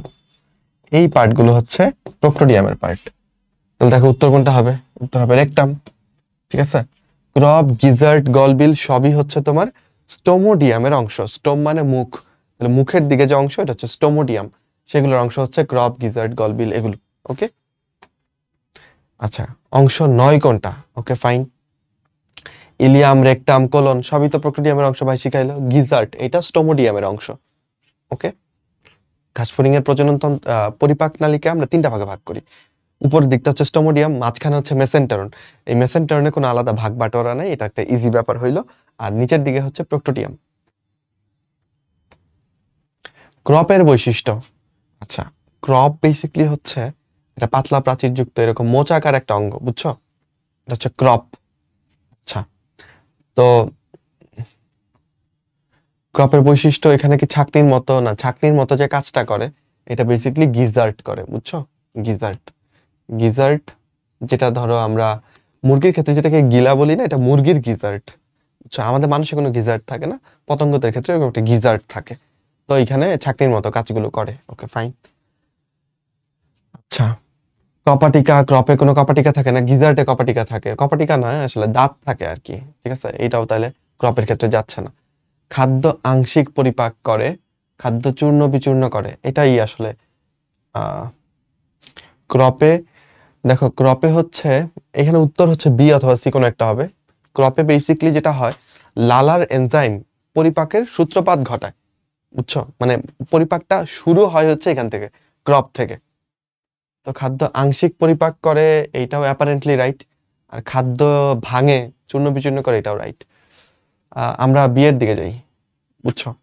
এই আর কি, সিক্স সেন্স বলতেছে, এটা দাগাই এই জন্য। বেশ কিছু কনফিউজিং প্রশ্ন এরকম আসে, কিছু করার নাই। ঘাসফড়িং এর পরিপাক নালীর ত্রিকোণাকার গঠনটাকে কি বলে? ওকে, তাহলে মোচাকৃতির হচ্ছে তোমার কোনটা বলো? ভাই দেখাইলো ক্রপ। আর ক্রপের পরে থাকে গিজার্ট, ওইটা হচ্ছে তিন কোণা, ঠিক আছে? ত্রিকোণাকার। ঘাসফড়িং এর পৌষ্টিকতন্ত্রের মেসেন্টারনের অন্তঃপ্রাচীর কি দ্বারা নির্মিত? ঘাসফড়িং এর পুরো পৌষ্টিকতন্ত্রের ভেতর দিকের ওয়ালটা কাইটিন নির্মিত, শুধুমাত্র এই মেসেন্টারন বাদ দিলে। মেসেন্টারনের অংশটা এই পেরিট্রফিক পর্দা দিয়ে আবৃত। প্রশ্ন হতে পারে যে কেন ভাই এটা পুরো পৌষ্টিক নালী কাইটিন দিয়ে আবৃত, মেসেন্টারনটাকে কেন কাইটিন দেওয়া হলো না? কারণ মেসেন্টারন থেকে খাদ্যবস্তু শোষিত হয়, বুঝছো? তো কাইটিন হচ্ছে একটা অভেদ্য আস্তরণ। আগেই বলছি যে কাইটিন খুবই শক্ত। চিংড়ির খোলস, কাঁকড়ার খোলস, ওইগুলোতে কাইটিন থাকে। তাহলে এরকম শক্ত অভেদ্য একটা প্রাচীর যদি থাকতো, তাহলে কি মেসেন্টারন দিয়ে খাদ্যবস্তু শোষিত হইতে পারতো? পারতো না। তাই এখানে কি থাকে বলো? পেরিট্রফিক পর্দা থাকে। হেপাটিক সিকার সংখ্যা কয়টা? উত্তর হচ্ছে 6 জোড়া। ঘাসফড়িং এর পরিপাক তন্ত্র 6-এর খেলা, বুঝছো? তো হেপাটিক সিকার সংখ্যা হচ্ছে 6 জোড়া, কিন্তু এখানে তো জোড়া চাই নাই, কয়টা চাইছে? তাহলে উত্তর কত হবে? 12। এটা একটা গ্রন্থি, পরিপাক গ্রন্থি, ওকে? ঘাসফড়িং এর প্রোক্টোডিয়ামের অংশ কোনটা? আবার একই টাইপের প্রশ্ন। ইলিয়াম। ভালো কথা, ইলিয়াম বানান কিন্তু দুই ভাবে হয়, তাই না? একটা হচ্ছে ইলিয়াম, একটা হচ্ছে ইলিয়াম। বলতো এই ইলিয়ামটা কোন ইলিয়াম? দেখো, একটা ইলিয়াম হচ্ছে হাড্ডি, আর একটা ইলিয়াম হচ্ছে পরিপাক নালী, রাইট? তাহলে পার্থক্যটা কোথায়? এখানে যে পার্থক্য সেটা হচ্ছে ইতে অথবা আইতে, তাই তো? তাহলে বলো, হাড্ডি বললেই তোমার চোখের সামনে কি ভেসে ওঠে? হাড্ডি বললেই তোমার চোখের সামনে এরকম একটা স্ট্রাকচার ভেসে ওঠে না, বলো? এইটাকে আমি আই বানাই ফেলতে পারি না? হাড্ডি বুঝাইতে যেটা বুঝাইতেছে ওইটা হচ্ছে আই দিয়ে। আর পরিপাক নালী বললেই কি, পেটের ভেতরে পেঁচায় আছে না? দেখো তাহলে ইটা এরকম একটা পেঁচানো না? তাহলে ই দিয়ে যেটা লেখা থাকবে এটা পরিপাক নালী। তাহলে ইলিয়াম বানান কোনটা? এইটা, ওকে? আচ্ছা, সামনে যাই। ঘাসফড়িং এর হৃৎপিণ্ডের প্রকোষ্ঠ কয়টা? 7টা। রক্ত সংবহন তন্ত্র কোনটার মুক্ত? আচ্ছা, পাখির ক্ষেত্রে বদ্ধ, রুই মাছের ক্ষেত্রে বদ্ধ, ঠিক আছে? মানুষের ক্ষেত্রে বদ্ধ। পতঙ্গদের ক্ষেত্রে, আর্থ্রোপোডদের ক্ষেত্রে রক্ত সংবহন তন্ত্র মুক্ত, ঠিক আছে? মানে ওদের হিমোস সিল থাকে, একটা গহ্বর থাকে, ওইখানে রক্ত উন্মুক্ত হয়ে যায়। আর ধমনী শিরা যাদের থাকবে, তাদের রক্তটা ধমনী শিরার বাইরে বের হবে না। পাখি বলো, মাছ বলো, মানুষ বলো, সবারই ধমনী শিরা আছে। ঘাসফড়িং এর আলাদা করে ওইভাবে ধমনী তন্ত্র, শিরাতন্ত্র নাই, ফলে রক্তটাকে দেহ গহ্বরে উন্মুক্ত হয়ে যেতে হয়। এরকম হইলে এটাকে আমরা মুক্ত বলি। কোনটি ঘাসফড়িং এর দেহে দেখা যায়? মেসোগ্লিয়া দেখা যায় হাইড্রাতে, সিলেন্টারনা হাইড্রাতে। খণ্ডকায়ন না, সবগুলো খণ্ডক কি সমান ঘাসফড়িং এ? না, এক একটা খণ্ডক এক এক রকমের। সমখণ্ডকায়ন দেখা যায় না। হিমোসিল দেখা যায়। সিল মানে হচ্ছে গহ্বর, বুঝছো? সিল মানে কি বলো? সিল মানে হচ্ছে গহ্বর। আর হিম শব্দটা আসছে রক্ত থেকে, তাহলে রক্তপূর্ণ গহ্বরকে তুমি বলবা হিমোসিল, ওকে? ঘাসফড়িং এর যে পেটের ভেতরে গহ্বরটা আছে, তুমি যদি ভুল করেও একটা তেলাপোকা কখনো তোমার পায়ের নিচে পড়ে পিষ্ট হয়, তুমি দেখবা যে ওর পেট থেকে একটা ফ্লুইড বের হয়ে চলে আসছে, তাই না? ওর পেটটা কি টসটসে থাকে, কারণ ভেতরটা ফ্লুইড দিয়ে পূর্ণ। ওই ফ্লুইডটার নাম হচ্ছে হিমোলিম্ফ, ওকে? আর ওই যে গহ্বরটাই ফ্লুইড দিয়ে পূর্ণ, ওইটা হচ্ছে হিমোসিল। ঘাসফড়িং এর রক্তের নাম কি? মাত্রই বললাম যে এটাকে বলতে হবে হিমোলিম্ফ, কারণ এখানে রক্ত এবং লসিকাকে আলাদা করা যায় না। আমাদের মানুষের ক্ষেত্রে লসিকা তন্ত্রে আলাদা করে লসিকা নালী আছে, তাই না? রক্তের জন্য আলাদা ধমনী শিরা আছে। তো মানুষের লসিকাকে তুমি আলাদা করতে পারবা, কিন্তু ঘাসফড়িং এর লসিকা আর রক্ত একসাথে মিলেমিশে থাকে। দ্যাটস ওয়াই এটাকে আমরা বলি হিমোলিম্ফ। হিম রক্ত, লিম্ফ লসিকা। রক্ত সংবহনের সঠিক পথ কোনটা? ঘাসফড়িং এর পুরো দেহে দুইটা পর্দা থাকে, এই দুইটা পর্দা দিয়ে ঘাসফড়িং এর পুরো হিমোসিলটা 3টা প্রকোষ্ঠে ভাগ হয়ে যায়। কিরকম ভাই? ধরো এটা একটা ঘাসফড়িং এর দেহ, ওকে? তাহলে এই হচ্ছে একটা পর্দা, এটা পৃষ্ঠীয় পর্দা, অঙ্কীয় পর্দা, ঠিক আছে? আচ্ছা, এখানে একটা সাইনাস থাকে, এটা হচ্ছে মস্তকের সাইনাস। এটার নাম কি বলো? এটা হচ্ছে মস্তকের সাইনাস, মানে মস্তিষ্কে মাথার ভেতরে একটা গহ্বর আর কি, এটাকে বলতেছি মস্তকের সাইনাস। আচ্ছা, আমাদের পিঠের দিকে থাকে কি বলো? স্নায়ু, সুষুম্না কাণ্ড পিঠের দিকে থাকে না? ওদের স্নায়ু থাকে হচ্ছে পেটের দিকে, তাহলে এটাকে আমরা বলি হচ্ছে পেরি নিউরাল। বুঝছো? এটাকে কি সাইনাস বলি? Perineural sinus. আমাদের হার্ট থাকে হচ্ছে পেটের দিকটাতে, পেটের দিকটাতে বলতে পেটে বুঝাচ্ছি না, মানে কি সামনের দিকটাতে বুঝাচ্ছি। ওদের হার্ট থাকে পিঠের দিকে, বুঝছো? মানে এইখানে, এইখানে ওদের হার্ট থাকে, তাই এটাকে আমরা বলতেছি pericardial, pericardial sinus. Cardial শব্দটা আসছে হার্ট থেকে, নিউরাল আসছে স্নায়ু থেকে, ওকে? মাঝখানের এখানে ভেতর দিকের যে অঙ্গগুলো ওইগুলো থাকে, এটাকে আমি বলি পেরিভিসেরাল সাইনাস, পেরিভিসেরাল সাইনাস। এবার ওদের রক্তের ফ্লোটা আমার পরীক্ষাতে আসছে, তো এটা কিভাবে আমি করব খেয়াল করো। পেরিকার্ডিয়াল সাইনাস থেকে রক্ত পাম্প হইলে এখানে আসবে হচ্ছে প্রথমে মস্তকের সাইনাসে, মস্তকের সাইনাস থেকেও যাবে হচ্ছে পেরি নিউরাল সাইনাসে, মানে এই পথে, ওকে? গেল। পেরি নিউরাল থেকে ডিরেক্ট পেরিকার্ডিয়ালে চলে যাবে না, প্রথমে যাবে পেরিভিসেরাল, তারপর যাবে পেরিকার্ডিয়াল। এই হচ্ছে ওর সিকোয়েন্স, ঠিক আছে? না এদিক দিয়ে বের করে মস্তকের সাইনাস হয়ে নিচে আসবা, নিচ থেকে তারপর উপরে যাবা। তাহলে এবার তুমি নিজেই মিলাও, মস্তকের সাইনাস দিয়ে শুরু করলাম, পেরি নিউরাল, পেরিভিসেরাল, প্রথমটাই সঠিক, বুঝছো? 2 নম্বরটা কেন সঠিক না? মস্তকের সাইনাস থেকে ডিরেক্টলি পেরিভিসেরালে নিচ্ছে না, পেরি নিউরাল হয়ে তারপর পেরিভিসেরালে যায়, তাহলে এটা ভুল। আচ্ছা, এখানে বলছে পেরি নিউরাল সাইনাস থেকে মস্তকের সাইনাসে যাবে, একদম উল্টাই দিছে, এটাও ভুল। এখানে বলছে পেরিভিসেরাল থেকে পেরি নিউরাল যাবে, এখানেও ডিরেকশন উল্টা হয়ে গেছে, এইটাও ভুল, বুঝছো? সঠিক কোনটা? 1 নাম্বারটা। ট্রাকিয়াল তন্ত্রের বিন্যাস, ট্রাকিয়াল তন্ত্র হচ্ছে ওদের শ্বসন তন্ত্র, বাতাসটা এইভাবেই যায়। প্রথমে স্পাইরাকল বা শ্বাসরন্ধ্র দিয়ে বাতাস ঢুকলো, হ্যাঁ, তারপর হচ্ছে আসলে অ্যাট্রিয়াম বলে একটা অংশ থাকে, ওই অ্যাট্রিয়ামে যায় বাতাস, ওইটা লিখে নেয় এখানে, সমস্যা নেই। শ্বাসরন্ধ্রের পরে ট্রাকিয়াতে যাবে, সি এবং ডি আগেই বাদ, এখানে বলছে ট্রাকিয়া থেকে বাতাস শ্বাসরন্ধ্রে যাচ্ছে, এটা তো ভুলভাল লিখছে, দুইটাই প্রথম দেখাতেই বাদ। ট্রাকিয়াতে যাওয়ার পর কোথায় যাবে দেখো, ট্রাকিওল কোষে গিয়ে ট্রাকিয়া শেষ হয়, আর ট্রাকিওল কোষ থেকে ট্রাকিওল শুরু হয়, বুঝছো? মানে একটা ট্রাকিয়া গিয়ে এই যে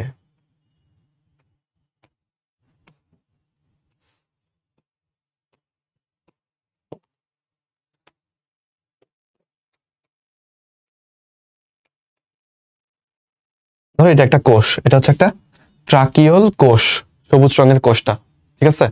দেখো ট্রাকিয়াটা প্রথমে এই কোষের মধ্যে যায়, শেষ হয়, এবং কোষ থেকে আরো ছোট ছোট কিছু নালী বেরোয়, এগুলো হচ্ছে ট্রাকিওল। বায়োলজিতে ওল শব্দটা থাকলে বুঝবা যে এটা আসলে ছোট মিন করছে, ট্রাকিয়া থেকে ছোট হলে এটা ট্রাকিওল, ওকে? তাহলে তুমি বলো যে ট্রাকিয়ার পরে ট্রাকিওল কোষ, তারপর ট্রাকিওল, তাই না? এরপর এখান থেকে তোমার বায়ুথলি বা কি বলে এটাকে, টিস্যু, এগুলা। উত্তর কোনটা হবে তাহলে? এ নাম্বারটাই হবে। ঘাসফড়িং এর স্পাইরাকলকে ঘিরে রাখে কোনটা? স্পাইরাকলকে ঘিরে চারদিকে একটা শক্ত আবরণ থাকে, ওটার নাম হচ্ছে পেরিট্রিম। পেরি মানে চারদিকে, আর ট্রিম মানে ছিদ্র, ওকে? এটা হচ্ছে পেরিট্রিম। পেরিট্রিম কোনটাতে অবস্থান করে বলো? স্পাইরাকলে অবস্থান করে, মাত্রই বললাম। আচ্ছা, টিনিডিয়া ঘাসফড়িং এর কোন তন্ত্রে পাওয়া যায়? টিনিডিয়া এটা বেসিক্যালি ট্রাকিয়াকে ঘিরে রাখে, এবং ট্রাকিয়া যেন চুপসে না যায়, বুঝছো? তাই এটার ভেতর দিকে একটা কি বলবো, আংটির মতো একটা গঠন, বুঝছো? এটাকে আমরা বলি টিনিডিয়া। আচ্ছা, তো টিনিডিয়া কোথায় পাওয়া যাবে? যেহেতু ট্রাকিয়াতে পাওয়া যাচ্ছে, এটা হচ্ছে শ্বসন তন্ত্রে পাওয়া যাচ্ছে। ঘাসফড়িং এর রেচনাঙ্গ কোনটা? মালপিজিয়ান নালিকা। নেফ্রিডিয়া কার থাকবে? অ্যানিলিডাদের, তাই না? আচ্ছা, শিখাকোষ কার থাকবে? প্লাটিহেল মিনথেসের। মালপিজিয়ান বডি এটা কাদের থাকবে? মালপিজিয়ান নালিকা তো থাকবে হচ্ছে ঘাসফড়িং এর, মালপিজিয়ান বডি কিন্তু আবার আমাদের থাকবে, ওকে? আচ্ছা, পুঞ্জাক্ষীর একক, পুঞ্জাক্ষীর একক হচ্ছে তোমার কি বলো, ওমাটিডিয়াম। তারপরে ওমাটিডিয়ামের কোন অংশ লেন্সের মতো কাজ করে? ওমাটিডিয়ামের যে প্রথম অংশটা ওইটা লেন্সের মতো কাজ করে, ঠিক আছে? ওই জিনিসটা কি বলো? ওইটা হচ্ছে কর্নিয়া। ওমাটিডিয়ামের যে প্রথম পার্ট কর্নিয়া, নাম শুনে একরকম মনে হচ্ছে, বাট কর্নিয়া হচ্ছে লেন্সের মতো কাজ করে। ওকে, এন্ড দেন ওমাটিডিয়ামের কোন অংশ আলোর প্রতিসরণে সহযোগিতা করে? খেয়াল করে দেখো, প্রথমে এটা কর্নিয়া ছিল, কর্নিয়ার নিচে কর্নিয়া জেন কোষ থাকে, রাইট? কর্নিয়ার নিচে থাকে কর্নিয়া জেন কোষ। আচ্ছা, তার নিচে কি থাকে বলো? তার নিচে থাকে হচ্ছে ক্রিস্টালাইন, ক্রিস্টালাইন কোন। আচ্ছা, এখানে ক্রিস্টালাইন কোণের কথা বলে নাই। প্রতিসরণে হেল্প করে এই কর্নিয়া এবং এর নিচে থাকা ক্রিস্টালাইন কোণ, এই দুইটা। ক্রিস্টালাইন কোন কোষ লেখা আছে, ক্রিস্টালাইন কোন কোষ সাইড দিয়ে থাকে, যাদের সিক্রেশন থেকে এটা তৈরি হয়, বাট কোন কোষ কিন্তু প্রতিসরণে সহযোগিতা করে না। কর্নিয়া জেন কোষ কোনো প্রতিসরণে সহযোগিতা করে না, কোনো কোষই প্রতিসরণে সহযোগিতা করে না। কে কে প্রতিসরণে সহযোগিতা করে? কর্নিয়া লেন্সের মতো কাজ করে, আর হচ্ছে তোমার এই যে এখানে ক্রিস্টালাইন কোণ যেটা থাকে সেটা। তাহলে উত্তর হবে কি আমাদের? কর্নিয়া। ডান। নিচের কোনটা প্রতিসরণশীল অঙ্গ হিসেবে কাজ করে? প্রতিসরণশীল অঙ্গ বললে ক্রিস্টালাইন কোণ দাগাবা, ওকে, যেটা একটু আগেই বললাম তোমাকে। ঘাসফড়িং এ পুঞ্জাক্ষীর কোন অংশটি প্রতিবিম্ব সৃষ্টি করে? খেয়াল করো, পুঞ্জাক্ষীর কোন অংশটা প্রতিবিম্ব সৃষ্টি করে? তো লাস্টের যে পার্টটা র্যাবডম, এটা দিয়ে আলোটা গৃহীত হয় এবং এই র্যাবডমটাই বেসিক্যালি আসলে এই প্রতিবিম্বটা সৃষ্টি করে, বুঝছো? আইরিশ রঞ্জক আবরণী আলো কতখানি ঢুকবে বা বের হবে সেটা ডিপেন্ড করে এটার উপর। কর্নিয়া জেন কোষের সিক্রেশন থেকে কর্নিয়া সৃষ্টি হয়, কর্নিয়া হচ্ছে আলো প্রতিসরণ করতে হেল্প করতেছে। তো অন্য কোনোটাই উত্তর হবে না, উত্তর হবে র্যাবডম, যেটার বানানটা ভুল আসছে এখানে, উত্তর হবে র্যাবডম। দেন ঘাসফড়িং এর স্তিমিত আলোকে দর্শনের ক্ষেত্রে নিচের কোনটা প্রযোজ্য? স্তিমিত মানে কি বলো? অনুজ্জ্বল আলো, রাইট? অনুজ্জ্বল আলোর ক্ষেত্রে কোনটা প্রযোজ্য? স্পষ্ট বিম্ব কি তৈরি হবে? না, অস্পষ্ট এবং সামগ্রিক একটা বিম্ব তৈরি হবে। আচ্ছা, অ্যাপোজিশন কখন হবে? যখন উজ্জ্বল আলো থাকবে। সুপারপজিশন কখন হবে? যখন স্তিমিত থাকবে, তাই না? তাহলে এখানে অ্যাপোজিশন বিম্ব এটা হচ্ছে না। রঞ্জক আবরণী দ্বয় প্রসারিত, যখন অনেক বেশি আলো থাকে তখন তুমি কি করো? চোখ ঢেকে রাখো না? তোমার চোখে যদি আমি লাইট মারি, তুমি দেখবে চোখটা এরকম ছোট করে ফেলছো, কারণ অনেক লাইট, তোমার চোখে যেন বেশি লাইট না ঢুকে তাই তুমি এটা ঢেকে রাখছো। একইভাবে ঘাসফড়িং এর যে রঞ্জক আবরণী থাকে, আইরিশ রঞ্জক আবরণী এবং কি বলে এটাকে, রেটিনাল রঞ্জক আবরণী, এই রঞ্জক আবরণীগুলো দিয়ে যখন বেশি আলো থাকে তখন ওরা প্রসারিত থাকে এবং আলো বেশি ঢুকতে দেয় না। কিন্তু আমার তো বেশি আলোটা চাই নাই, আমার চাইছে কি? স্তিমিত আলোটা। তো এইটাও ভুল আসলে। স্তিমিত আলোর ক্ষেত্রে আবরণীগুলো সংকুচিত থাকে যেন বেশি আলো ঢুকে, তো এটা ভুল। তাহলে উত্তর কি হবে? উভয় আলোক রশ্মি গ্রহণ করে। এখানে উভয় আলোক রশ্মি বলতে বুঝাইছে যেহেতু আমি কয়েকটা ওমাটিডিয়াম এঁকে ফেলতেছি আসলে, ঠিক আছে? এই তিনটা মনে করো ওমাটিডিয়াম, ওকে? তাহলে রঞ্জক আবরণীগুলো আমি সাদা রং দিয়ে দেখাচ্ছি, যদিও এগুলো আসলে কালো রঙের। যেহেতু অনুজ্জ্বল আলো, স্তিমিত আলো, তাহলে রঞ্জক আবরণীগুলো সংকুচিত অবস্থায় আছে, ওকে? নয়তো এটা এই পর্যন্ত আসতো। আচ্ছা, এখন এই লাইটটা সরাসরি এটার মধ্যে ঢুকবে, আবার পাশের একটা লাইট, ঠিক আছে, এইখানে ঢুকবে, দুইটা আলোই ঢুকবে, তির্যকটাও ঢুকবে, স্ট্রেইটটাও ঢুকবে। দ্যাটস ওয়াই উভয় আলোক রশ্মি গ্রহণ করে, এটাই সঠিক। তারপর আসো, পুঞ্জাক্ষীর কোন অংশটা আলো গ্রহণ করে? আলো গৃহীত হয় র্যাবডমের মাধ্যমে, কোনো ডাউট নাই। কোন প্রাণীর ক্ষেত্রে পুরুষ অপেক্ষা স্ত্রীতে একটা ক্রোমোজোম সংখ্যা কম থাকে? মেডিকেলে আসছে একবার। ঘাসফড়িং এর ক্ষেত্রে লিঙ্গ নির্ধারণ নীতি হচ্ছে XX XO। এটার মানে কি ভাইয়া? ফিমেলের ক্ষেত্রে দুইটা এক্স ক্রোমোজোম পাওয়া যায়, বাট মেইলের ক্ষেত্রে তুমি একটা এক্স ক্রোমোজোম পাবা, আরেকটা কিছুই নাই, জিরো। তো এই জিরোটাকেই আমরা ও বলছি, ওকে? তাহলে পুরুষে একটা ক্রোমোজোম কম হয়ে গেল না? উত্তর কি হবে বলো? ঘাসফড়িং। এই মাত্রই পড়াইলাম XX XO। আবার ধরো তুমি যদি ইসের ক্ষেত্রে বলো, আচ্ছা যাই হোক, এটা জিন তত্ত্ব পড়াবো না, লিঙ্গ নির্ধারণ নীতি নিয়ে অনেক পড়ায় ফেলে লাভ নাই। ঘাসফড়িং এর পুংজননতন্ত্রের অংশ নয় কোনটা? খেয়াল করো, শুক্রাশয়, শুক্রধার, কংগ্লোবেট গ্রন্থি, এগুলো সবই পুংজননতন্ত্রের অংশ, কিন্তু শুক্রধানী যেটার ইংরেজি নাম হচ্ছে স্পার্মাথিকা, ঠিক আছে? এই স্পার্মাথিকা এটা থাকে হচ্ছে ফিমেলের ক্ষেত্রে। এই স্পার্মাথিকা বা শুক্রধানীর কাজ কি?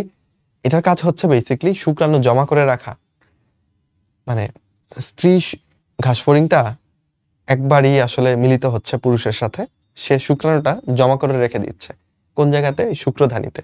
তাই এটা ফিমেলের বডিতে থাকে, ফিমেলের প্রজনন তন্ত্র থাকে। খুবই কনফিউজিং তাই না?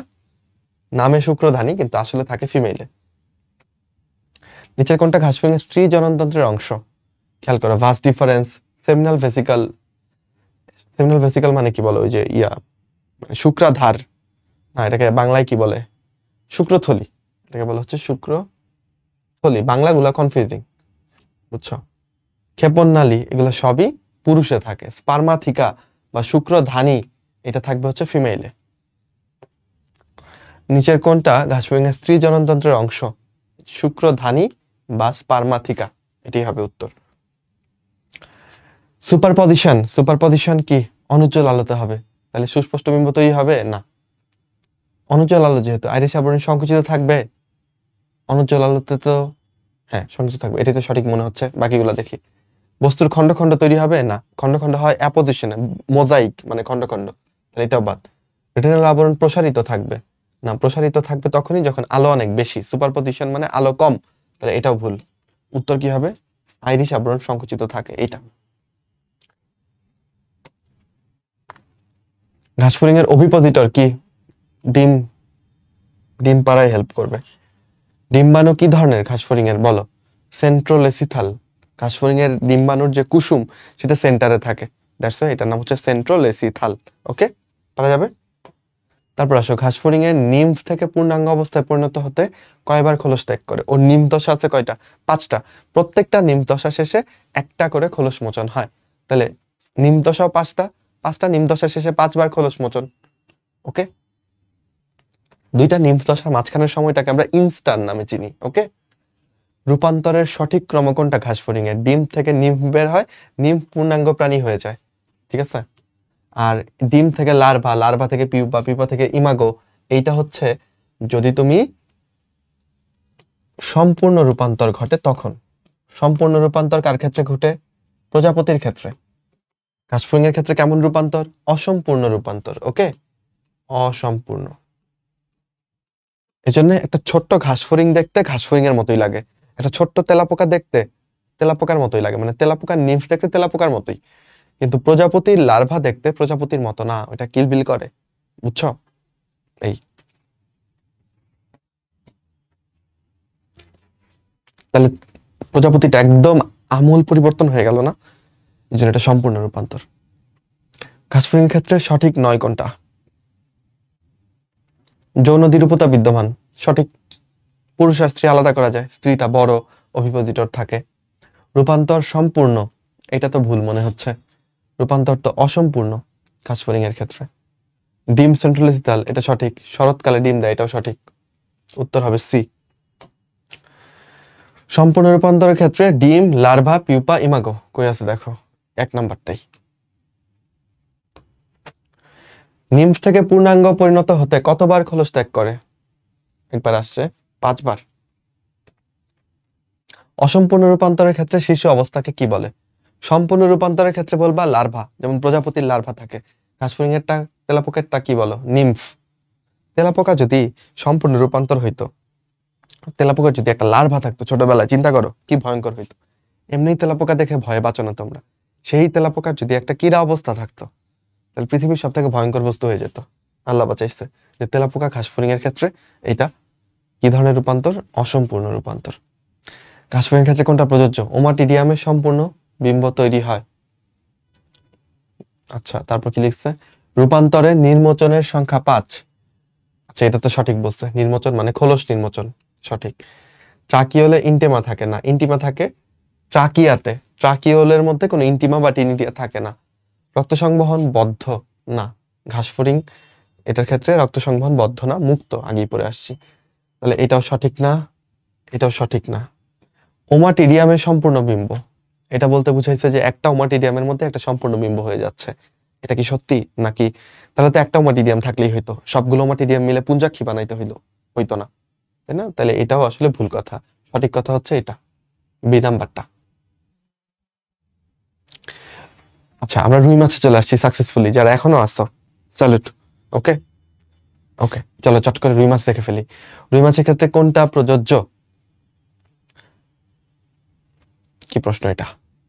সার্কুলাস, ডেন্টাইন, বারবেল, হেটারো সার্কাল। আচ্ছা, মানে এখানে কোন শব্দটা রুই মাছের মধ্যে আছে? রুই মাছের মুখে ম্যাক্সিলারি বারবেল থাকে, বুঝছো? এইটাই আসলে প্রযোজ্য। হোমো সার্কাল লেস থাকে, ঠিক আছে? ডেন্টাইন, সার্কুলাস এগুলা কেন দিছে জানি না, এগুলা ওইভাবে তো রুই মাছ আমি পাই নাই, তাই না? তাহলে বারবেলটাই দাগাবো আমি।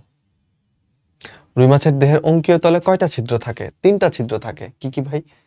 বইতে লেখা আছে, একটা জনন ছিদ্র, একটা রেচন ছিদ্র, একটা পায়ু ছিদ্র। জনন, রেচন, পায়ু, 3টা ছিদ্র। অযুগ্ম পাখনা কয় ধরনের? খেয়াল করো, 5 রকমের পাখনা আছে ওর, বুঝছো? 5 রকমের পাখনা আছে, এর মধ্যে যেগুলোর নাম প দিয়ে, এগুলো হচ্ছে অযুগ্ম। তো প দিয়ে কি কি আছে বলো? প দিয়ে আছে হচ্ছে পুচ্ছ পাখনা। পুচ্ছ, রুই মাছ চিন্তা পাখনা, এটাকে রুই মাছ হিসেবে ধরে নাও, তাহলে এটা হচ্ছে পুচ্ছ পাখনা। এটাও একটাই থাকে। এটা হচ্ছে পৃষ্ঠ পাখনা, ঠিক আছে? প দিয়ে দেখো, এটাও কটা? একটাই থাকে, তাই তো?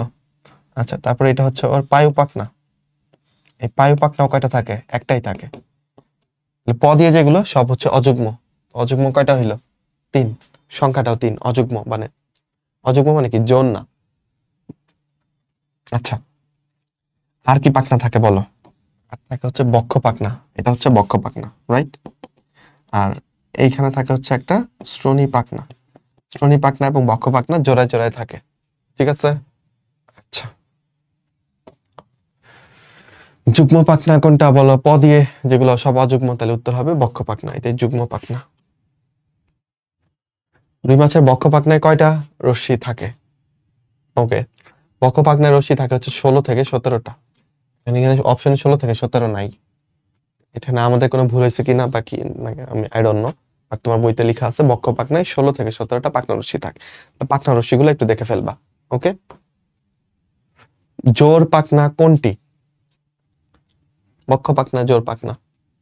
প দিয়ে মানেই অযুগ্ম। আচ্ছা, শ্রোণী পাখনা, দেখো খালি প ডিটেক্ট করতেছি আমি।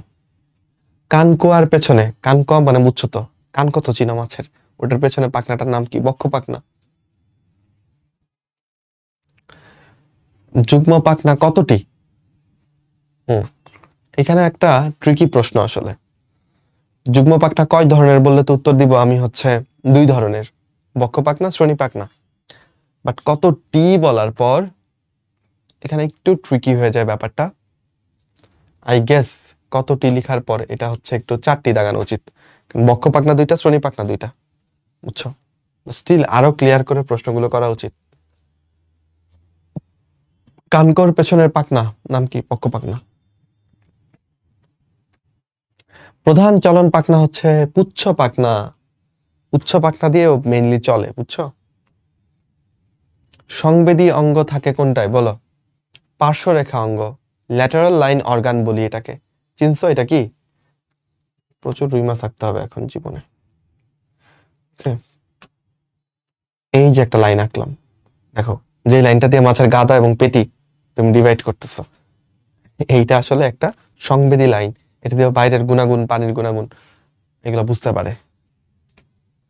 রুই মাছের পুচ্ছ পাখনা কোন ধরনের? 2টা পার্টি সমান, তাহলে এটা কি বলবা? কি বলবা বলো? হোমো সার্কাল বলবা। হেটারো সার্কাল কাদের থাকে? হাঙরের ক্ষেত্রে। ওটা কেমন থাকে বলো? এমন, বুঝছো? আর ডাইফি সার্কাল কাদের থাকে? সার্কোপটেরিজি। সার্কোপটেরিজির ক্ষেত্রে ডাইফি সার্কাল থাকে। 2টা পার্ট এসে এভাবে মিলে যায়, লেজের 2টা পার্ট এসে করে মিলে যায়, তখন এটা ডাইফি সার্কাল বা ডাইফাই সার্কাল। রুই মাছের আইস কোন ধরনের? সাইক্লয়েড। হাঙরের ক্ষেত্রে মানে কনভিকথিস এই শ্রেণীতে থাকে হচ্ছে প্ল্যাকোয়েট, তাই না? টিনোয়েট কাদের থাকে? টিনোয়েট ওই রুই মাছ কি অ্যাক্টিনোপটেরিজির অংশ না? প্রথম চ্যাপ্টার থেকে অনেকগুলো কথা বলতেছি, ধরতে পারতেছো কিনা আই ডোন্ট নো। অ্যাক্টিনোপটেরিজির মধ্যে রুই মাছ আছে, কই মাছও কিন্তু অ্যাক্টিনোপটেরিজি। কই মাছের পাখনা তুমি যদি আইস যদি দেখো, কই মাছের আইসগুলো এরকম কাঁটাযুক্ত, হ্যাঁ, মানে আইসের মধ্যে একটু একটু এরকম কি আছে বলো? কাঁটা আছে। কাঁটাযুক্ত আইসকে আমরা বলি টিনোয়েট আইস। তাহলে এটাও অ্যাক্টিনোপটেরিজিতেই থাকে, তবে কাঁটাযুক্ত রুই মাছে পাওয়া যায় না। গ্যানোয়েড থাকবে সার্কোপটেরিজিতে, মাংসল পাখনাযুক্ত যে মাছগুলো আছে ওদের ক্ষেত্রে। রুই মাছের আইস কি ধরনের? সার্কুলার মানে গোল্লাকৃতির। ভেন্ট্রিকুলার আইস কি? I don't know. কন্টকযুক্ত না, কোনো কাটা থাকে না। এটাও কন্টকযুক্ত, এটাও তাহলে হবে না। তাহলে উত্তর কি হবে? সার্কুলার, গোলাকার। এটার দিকেই যাও। নিচের কোনটা রুই মাছের স্পর্শ ইন্দ্রিয়ের কাজ করে? স্পর্শ ইন্দ্রিয় মানে সংবেদী ইন্দ্রিয় বুঝাইতেছে আসলে। তো এখানেও এটা পার্শ্বীয় রেখায় দাগাও, ঠিক আছে? মোস্ট প্রবাবলি এটাই হওয়া উচিত। লেবিওরহিতার আইসের কেন্দ্রকে কি বলে? ওকে, আইসের একদম সেন্টারটাকে বলা হচ্ছে ফোকাস। ফোকাসকে ঘিরে বেশ কিছু রেখা থাকে, ওইগুলোকে বলা হচ্ছে সার্কুলি, ঠিক আছে? এই যে এটা হচ্ছে তোমার ফোকাস বা নিউক্লিয়াসও বলে অনেকে। এটাকে ঘিরে কিছু রেখা থাকে, এগুলো সার্কুলি। আর প্রত্যেক বছর শেষে একটা গাঢ় রেখা দেখা যায়, ওইটাকে বলা হচ্ছে অ্যানুলাস, বুঝছো? বা অ্যানুলি। তো এই অ্যানুলি বা অ্যানুলাস গুলা গুনে তুমি এটার বয়স নির্ধারণ করতে পারো। রুই মাছের হৃৎপিণ্ডের ক্ষেত্রে প্রযোজ্য কোনটা? দুইটা অলিন্দ একটা নিলয়? না, একটা অলিন্দ একটা নিলয় থাকে, দুই প্রকোষ্ঠ বিশিষ্ট। সাইনাস ভেনুসাস অনুপস্থিত? না, সাইনাস ভেনুসাস থাকে তো। কোনাস আর্টেরিওসাস বিদ্যমান? না, কোনাস আর্টেরিওসাস বিদ্যমান কার ক্ষেত্রে বলো? ব্যাঙের ক্ষেত্রে, মানে উভচরদের ক্ষেত্রে। রুই মাছে কোনো কোনাস আর্টেরিওসাস নাই, ভালভাস আর্টেরিওসাস আছে, তাই না? রুই মাছের হার্টে কার্বন ডাইঅক্সাইড যুক্ত রক্ত প্রবাহিত হয়, এটা সঠিক। রুই মাছের হার্টকে আমরা বলি ভেনাস হার্ট, কারণ এখানে শুধু কার্বন ডাইঅক্সাইড যুক্ত রক্ত প্রবাহিত হয়। ভেনাস হার্ট পাওয়া যায় মাছে। ভেনাস হার্ট পাওয়া যায় কোন শ্রেণীর প্রাণীদের মধ্যে? রুই মাছ কোন শ্রেণীতে বলো? একটিনোপটেরিজি। একটিনো মানে হচ্ছে রশ্মি, আর টেরিজি মানে পাখনা, তাহলে রশ্মি যুক্ত পাখনা। রুই মাছের পাখনাগুলোতে রশ্মি থাকে না, কাটা থাকে না, বলো? এই জন্য এটা একটিনোপটেরিজি। সার্কো মানে হচ্ছে মাংস, আর টেরিজি মানে পাখনা, তাহলে সার্কোপ টেরিজি মানে কি? মাংসযুক্ত পাখনা, বুঝছো? আচ্ছা, রুই মাছের ক্ষেত্রে কোনটা সঠিক? মানে রক্তের প্রবাহের ক্ষেত্রে আসলে বুঝাইছে কোনটা সঠিক। ওকে, অলিন্দ থেকে নিলয়ে যাবে, নিলয় থেকে ভালভাস অ্যাওয়ার্টা মানে ভালভাস আর্টেরিওসাসে যাবে, এখান থেকে ফুলকা যাবে, এটাই তো সঠিক মনে হচ্ছে। বাকিগুলা দেখি। ভালভাস অ্যাওয়ার্টা থেকে নিলয়, না, উল্টা পথে দেখাইছে, এভাবে কখনোই রক্ত প্রবাহিত হয় না, তাই না? ফুলকা থেকে অলিন্দে তো আসবে রক্ত জীবনে, ফুলকা থেকে বিশুদ্ধ রক্ত সারা দেহে চলে যাবে, তাহলে এগুলা ভুল, এগুলা ভুল। উত্তর সঠিক হচ্ছে এ নাম্বারটা। ওদের হচ্ছে এক বর্তনী সংবহন পাওয়া যায়, বুঝছো? মানে হার্ট থেকে রক্ত বের হয়ে ফুলকাতে যায়, ফুলকা থেকে সারা দেহে চলে যায়, ফুলকা থেকে আবার কখনোই হার্টে ফেরত আসে না, এখান থেকে হার্টে ফেরত আসতেছে, তাহলে এটা ভুল। হৃৎপিণ্ডে 3 রকমের কপাটিকা পাওয়া যায় রুই মাছের হৃৎপিণ্ডে, বুঝছো? একটা হচ্ছে মনে করো এটা হচ্ছে ওর সাইনাস ভেনোসাস, এখান থেকে এই অলিন্দের সাথে একটা কপাটিকা থাকে, এটার নাম হচ্ছে সাইনো অ্যাট্রিয়াল কপাটিকা। হ্যাঁ, এবার অলিন্দের সাথে ধরো এটা যদি নিলয় হয়, অলিন্দ আর নিলয়ের একটা কপাটিকা থাকে, এটা হচ্ছে অলিন্দ নিলয় কপাটিকা। এরপর এখান থেকে ভালভাস আর্টেরিওসাস ওঠে, ভালভাস আর্টেরিওর সাথে নিলয়ের একটা কপাটিকা থাকে, এই কপাটিকার নাম কি? এটা হচ্ছে তোমার ভেন্ট্রিকুলো ভালভাস কপাটিকা। তাহলে একটা হচ্ছে সাইনো অ্যাট্রিয়াল, অ্যাট্রিও ভেন্ট্রিকুলার, ভেন্ট্রিকুলো ভালভাস, 3টা কপাটিকা। তাহলে এখন দেখো এখানে অলিন্দ নিলয় কপাটিকা থাকে, থাকে তো। আন্ত নিলয় বলে কিছু আছে নাই, আন্ত অলিন্দ বলে কিছু আছে নাই, বাল্বো অলিন্দ বলে কিছু আছে না, ভেন্ট্রিকুলো ভালভাস কপাটিকা আছে, ভেন্ট্রিকুলো ভালভাস, রক্তটা এদিকে যায়, তো এটাও তাহলে নাই। উত্তর কি হবে? এ নাম্বারটা। রক্ত সংবহন যন্ত্র এক বর্তনী বা এক চক্রীয়, মানুষেরটা দ্বিচক্রীয়। হৃৎপিণ্ডের ক্ষেত্রে কোনটা সঠিক? অক্সিজেন যুক্ত রক্ত পাম্প করে না, কার্বন ডাইঅক্সাইড যুক্ত রক্ত পাম্প করে। কোনো অক্সিজেন যুক্ত রক্ত হার্টে ঢুকে না। এক চক্রী সংবহন দেখা যায় ল্যাবিওরহিতার ক্ষেত্রে। ফুলকায় রক্ত সরবরাহ করে কোনটা? আচ্ছা, তাহলে দেখো কি হয় ব্যাপারটা। তাহলে এটা ধরো অলিন্দ, অলিন্দ থেকে নিলয়, নিলয় থেকে কি বলো? এটার নাম কি? ভালভাস আর্টেরিওসাস। এখান থেকে ভেন্ট্রাল অ্যাওর্টাতে যাবে রক্ত। তাহলে কি হইলো বলো? প্রথমে সাইনাস ভেনোসাস, তারপর অলিন্দ, তারপর নিলয়, তারপর ভালভাস আর্টেরিওসাস। ভালভাস আর্টেরিওসাস কোনো প্রকোষ্ঠ না, উপপ্রকোষ্ঠও না, এটা জাস্ট এই যে ভেন্ট্রাল অ্যাওর্টা, এই ভেন্ট্রাল অ্যাওর্টার গোড়া প্রসারিত হয়ে এটা তৈরি করছে। ওকে, আচ্ছা, এই ভেন্ট্রাল অ্যাওর্টা থেকে কিছু শাখা বের হয়, এই শাখাগুলো ঢুকে কোথায়? ফুলকাতে ঢুকে, এই শাখাগুলো ফুলকাতে ঢুকে। এই শাখাগুলোর নাম হচ্ছে অ্যাফারেন্ট ব্রাঙ্কিয়াল ধমনী। অ্যাফারেন্ট মানে কি? এটা প্রবেশ করবে, রাইট? অ্যাফারেন্ট, ওকে। আর ব্রাঙ্কিয়াল মানে হচ্ছে ফুলকা রিলেটেড, ব্রাঙ্কিয়াল। আচ্ছা, এ দিয়ে আমাদের বর্ণমালা আমরা প্রবেশ করি না, বলো? তাহলে এ দিয়ে হচ্ছে এফারেন্ট যেটা প্রবেশ করবে, ই দিয়ে এক্সিট না, বলো? তাহলে ইফারেন্ট কি করবে? বের হয়ে আসবে। খেয়াল করো, তাহলে ফুলকায় রক্ত সরবরাহ করবে এফারেন্ট ব্রাঙ্কিয়াল ধমনী, আর ফুলকা থেকে বের হয়ে আসবে ইফারেন্টটা। ঠিক আছে, ল্যাটারাল ধমনী, পৃষ্ঠীয় ধমনী এগুলা ফুলকায় যাবে না। সিউডো ব্রাঙ্কের সাথে যুক্ত থাকে কোন ধমনী? রুই মাছের ফুলকা থাকে 4 জোড়া, তবে এক জোড়া মিথ্যা ফুলকা থাকে, ওটাকে বলি সিউডো ব্রাঙ্ক। মানে কি, এটার ফুলকা আর্চ থাকে। ফুলকার আর্চ আবার কোনটা? ফুলকা যদি তুমি ছিঁড়ে দেখো, এটা হচ্ছে ফুলকার ওই যে নিচের দিকে যে শক্ত আর্চটা থাকে, আর এগুলো মনে করো ফুলকা রশ্মি। দাঁড়াও, ওকে, এগুলো ধরো ফুলকা রশ্মি, আর নিচের দিকে একটু সাদাটে করে একটা কি থাকে বলে, এরকম ফুলকা আর্চ থাকে। ওর এক জোড়া ফুলকা আছে, মানে মিথ্যা ফুলকা আছে, যেখানে হচ্ছে এরকম ফুলকা আর্চ পাওয়া যায়, বাট ফুলকা রশ্মি গুলা নাই। ঠিক আছে, বা ওইটা শ্বসনে হেল্প করে না, দ্যাটস ওয়াই এটাকে সিউডো ব্রাঙ্ক বলে। তো সিউডো ব্রাঙ্কের দিকে আসল কথা হচ্ছে, সিউডো ব্রাঙ্কে যে ধমনীটা যায় এটার নাম হচ্ছে হাইওয়েট ধমনী। কি বলো? হাইওয়েট। মানে এখানে হাইওয়েট অপশনটা নাই, সিউডো ব্রাঙ্ক। আচ্ছা, হাইওয়েট ধমনী তোমার এই সিউডো ব্রাঙ্কে রক্ত নিয়ে যাচ্ছে, ঠিক আছে। দেন সিউডো ব্রাঙ্ক থেকে আবার বের হয় হচ্ছে অপথালমিক ধমনী, মানে এই হাইওয়েটের একটা শাখা অপথালমিক, যেটা আলটিমেটলি চোখে রক্ত নিয়ে যায়। অপথালমিক মানে চোখে রক্ত নিয়ে যাবে। তো এখানে বাকি যে ধমনীগুলোর অপশন আছে, এর মধ্যে শুধু অপথালমিক ধমনীটাই সিউডো ব্রাঙ্কের সাথে কানেক্টেড, তাই আমরা ডি নাম্বারটা দাগাবো। বায়ুথলিতে রক্ত সরবরাহ করবে কোন ধমনী?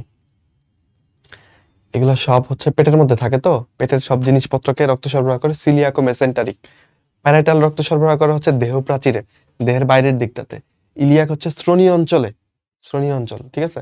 সাবক্লেভিয়ান হচ্ছে বক্ষ পাকনা, বক্ষ অস্থি চক্র এখানে। শ্রোণী পাকনায়, শ্রোণী অঞ্চলে রক্ত সরবরাহ করবে কে বলো? ইলিয়াক, ইলিয়াক ধমনী। রুই মাছের পাকস্থলীয় অন্ত্রে কোন ধমনীর মাধ্যমে রক্ত সরবরাহ? পাকস্থলীয় অন্ত্র, পেটের মধ্যে যা কিছু বলবে সব হচ্ছে সিলিয়াক ও মেসেন্টারিক। রুই মাছের শ্রোণী পাখনায় রক্ত নিয়ে যায় কোন ধমনী? শ্রোণী অঞ্চল বললেই ইলিয়াক। কডাল হচ্ছে, কডা মানে হচ্ছে লেজ, ওকে। প্যারাইটাল হচ্ছে দেহের বাইরের দিকে। এই তো, তাহলে এখান থেকে অনেকগুলো প্রশ্ন আসছে। সাবক্লেভিয়ান ধমনী কোথায় নিয়ে যাবে? বক্ষ পাখনা, বক্ষ অস্থি চক্র। আমাদেরও কিন্তু সাবক্লেভিয়ান ধমনী থাকে, আমাদের ধমনীটা এদিক দিয়ে এসে আমাদের বাহুতে রক্ত সরবরাহ করে। রুই মাছের বক্ষ অঞ্চলে কোন ধমনী রক্ত সরবরাহ করে? বক্ষ অঞ্চলে সাবক্লেভিয়ান। রুই মাছের ফুলকা সংখ্যা কত জোড়া? আচ্ছা, এইটা তাহলে আমি তোমাকে ক্লিয়ার করি। যদি বলে ফুলকা সংখ্যা, তাহলে উত্তর কত হবে? 4 জোড়া, ওকে। যদি বলে ফুলকা আর্চ, ফুলকা আর্চ কিংবা ফুলকা ছিদ্র, তাহলে বলবা কত? 5 জোড়া, ঠিক আছে। যদি বলে ফুলকা গহ্বর, তাহলে বলবা 1 জোড়া। গহ্বর বলতে কোনটা বোঝাচ্ছে? মানে কানকোটা দুই পাশ থেকে তুলে নিয়ে তুমি যদি ফুলকাগুলো বের করে ফেলো, তাহলে মাথার মধ্যে দুইটা ফাঁকা জায়গা দেখতেছো না, দুই পাশে দুইটা, এটা হচ্ছে ফুলকা গহ্বর, ওটা হচ্ছে 1 জোড়া। বাট ফুলকা আর্চ, ফুলকা ছিদ্র সব হচ্ছে 5 জোড়া। ওই সিউডো ব্রাঙ্কের জন্য ফুলকা আর্চ আছে, ফুলকা ছিদ্র আছে, কিন্তু ওটাকে আমি প্রপার ফুলকা বলতেছি না। ওটাকে প্রপার ফুলকা বললে ফুলকার সংখ্যাও 5 জোড়া হইতো, কিন্তু ওটাকে বাদ দিচ্ছি, তাই ফুলকার সংখ্যা হচ্ছে 4 জোড়া। বুঝছো ব্যাপারটা? ফুলকা নিয়ে কোনো কনফিউশন রাখো না। ফুলকা আর্চের সংখ্যা কত?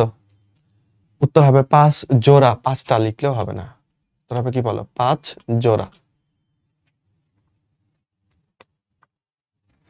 গলবিলের প্রতি পাশে কতগুলো ফুলকা আর্চ থাকে?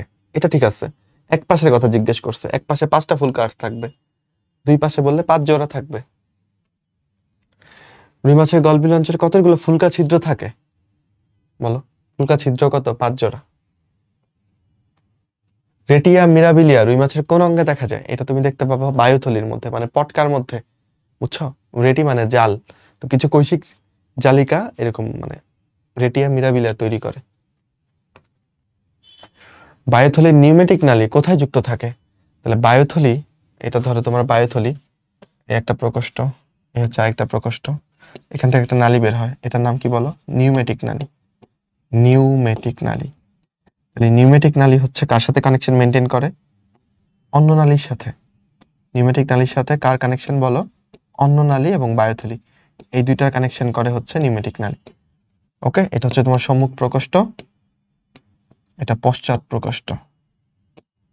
আচ্ছা, এবার এইটার সাথে ভেভেরিয়ান ওসিকল বলে একটা হাড্ডি থাকে, ঠিক আছে? এই হাড্ডি, এটার নাম কি বলো? অনেকে বলে ওয়েভেরিয়ান, অনেকে বলে ভেভেরিয়ান অসিকল। এই ওয়েভেরিয়ান অসিকল দিয়ে সে কিসের সাথে জোর লাগানো থাকে? অন্তঃকর্ণের সাথে। কে কার সাথে কানেকশন মেনটেন করতেছে এটা আর ভুল করো না। নিউমেটিক নালী দিয়ে কানেকশন মেনটেন করতেছে পটকা কার সাথে? অন্ননালীর সাথে। ভেভেরিয়ান অসিকল দিয়ে অন্তঃকর্ণের সাথে। তাহলে এখানে নিউমেটিক নালীটা আসছে, উত্তর হবে কি? অন্ননালীর সাথে। রুই মাছের পটকাতে হাইড্রোজেন থাকে না, বাকি গ্যাসগুলো থাকে। Oxygen, carbon die oxide, nitrogen থাকে। কোন গ্যাস রেটিয়া মিরাবিলিয়া কর্তৃক নিঃসৃত হয় না? রেটিয়া মিরাবিলাকে তুমি গ্যাস গ্রন্থিও বলতে পারো, কারণ গ্যাস নিঃসরণ করতে পারে, হাইড্রোজেন নিঃসরণ করবে না। রুই মাছের বায়ুথলির কাজ কি? ওকে, খাদ্য গ্রহণে সহযোগিতা করে না, আসলে রক্তে হিমোগ্লোবিন সঞ্চালন এগুলো করে না। পানির গভীরতা নির্ণয়, এখানে অপশনগুলো একটু কনফিউজিং, কারণ ও যেটা করে পানির গভীরতা নির্ণয় বলতে ও গভীরতা অনুযায়ী যে মানে বায়ুর চাপের যে তারতম্য, হ্যাঁ, ওকে ধরো যদি গভীরে যেতে হয়, ও যদি ওর বায়ুথলি যদি ধরো বাতাস দিয়ে ফুলে থাকে, ও কিন্তু চাইলেও অনেক গভীরে যেতে পারবে না, তখন ওর বায়ুথলির বাতাস কমাইতে হয়। আবার ভেসে থাকতে চাইলে বায়ুথলিতে বাতাস বাড়াইতে হয়, এইভাবে ও অ্যাডজাস্ট করে নেয়। তাহলে এখানে গভীরতা নির্ণয় এটা অ্যাপারেন্টলি রাইট। আর শ্বসনেও হেল্প করে, তবে শ্বসন পরিচালনা এই শব্দটাতে একটু, পরিচালনা বলতে মানে প্রধান বুঝায় অনেকটা। শ্বসনের প্রধান কাজ তো ওর ফুলকার, ঠিক আছে? ফুলকা প্রধান কাজ করে, তবে ওই যখন গ্যাসের অভাব হয়, অক্সিজেনের অভাব হয়, তখন সে অক্সিজেনটা সাপ্লাই দেয় বা অক্সিজেনটার সাপোর্ট দেয়, সাহায্য বলা যায়। পরিচালনা না বলে এখানে কি সাহায্য বলা যায়। তো এই ক্ষেত্রে আমি আসলে 1 নাম্বার উত্তরটাই নিতে চাচ্ছি, বুঝছো? এই আচ্ছা, রেণুপোনা, রেণুপোনার পরবর্তী দশা কি বলো? ধানীপোনা, ধানীপোনা। ওকে, তারপর হচ্ছে তোমার ধানীপোনা ইংরেজি হচ্ছে ফ্রাই। এরপর হচ্ছে আঙ্গুলিপোনা, আঙ্গুলিপোনা। এরপরে হচ্ছে তোমার কি বড় মাছ বা ব্রুট ফিশ, ব্রুট ফিশ। আচ্ছা, রেণুপোনা কতদিন পর্যন্ত বলবা বলো? 0 থেকে নিয়ে 72 ঘন্টা পর্যন্ত। আর প্রথম 3 দিন তুমি এটাকে কি বলবা? রেণুপোনা বলবা। এবং এই প্রথম 3 দিনে সে কতটুকু পর্যন্ত লম্বা হয় জানো? সে 7 মিলিমিটার পর্যন্ত লম্বা হয়। এরপর সে ধানীপোনা হয়। ধানীপোনার সময়কাল কতদিন? এইটা কতদিন? 8 দিন পর্যন্ত মোস্ট প্রবাবলি, তাই না? ধরো একটু চেক দিয়ে দিই, ভুল যেন না হয়।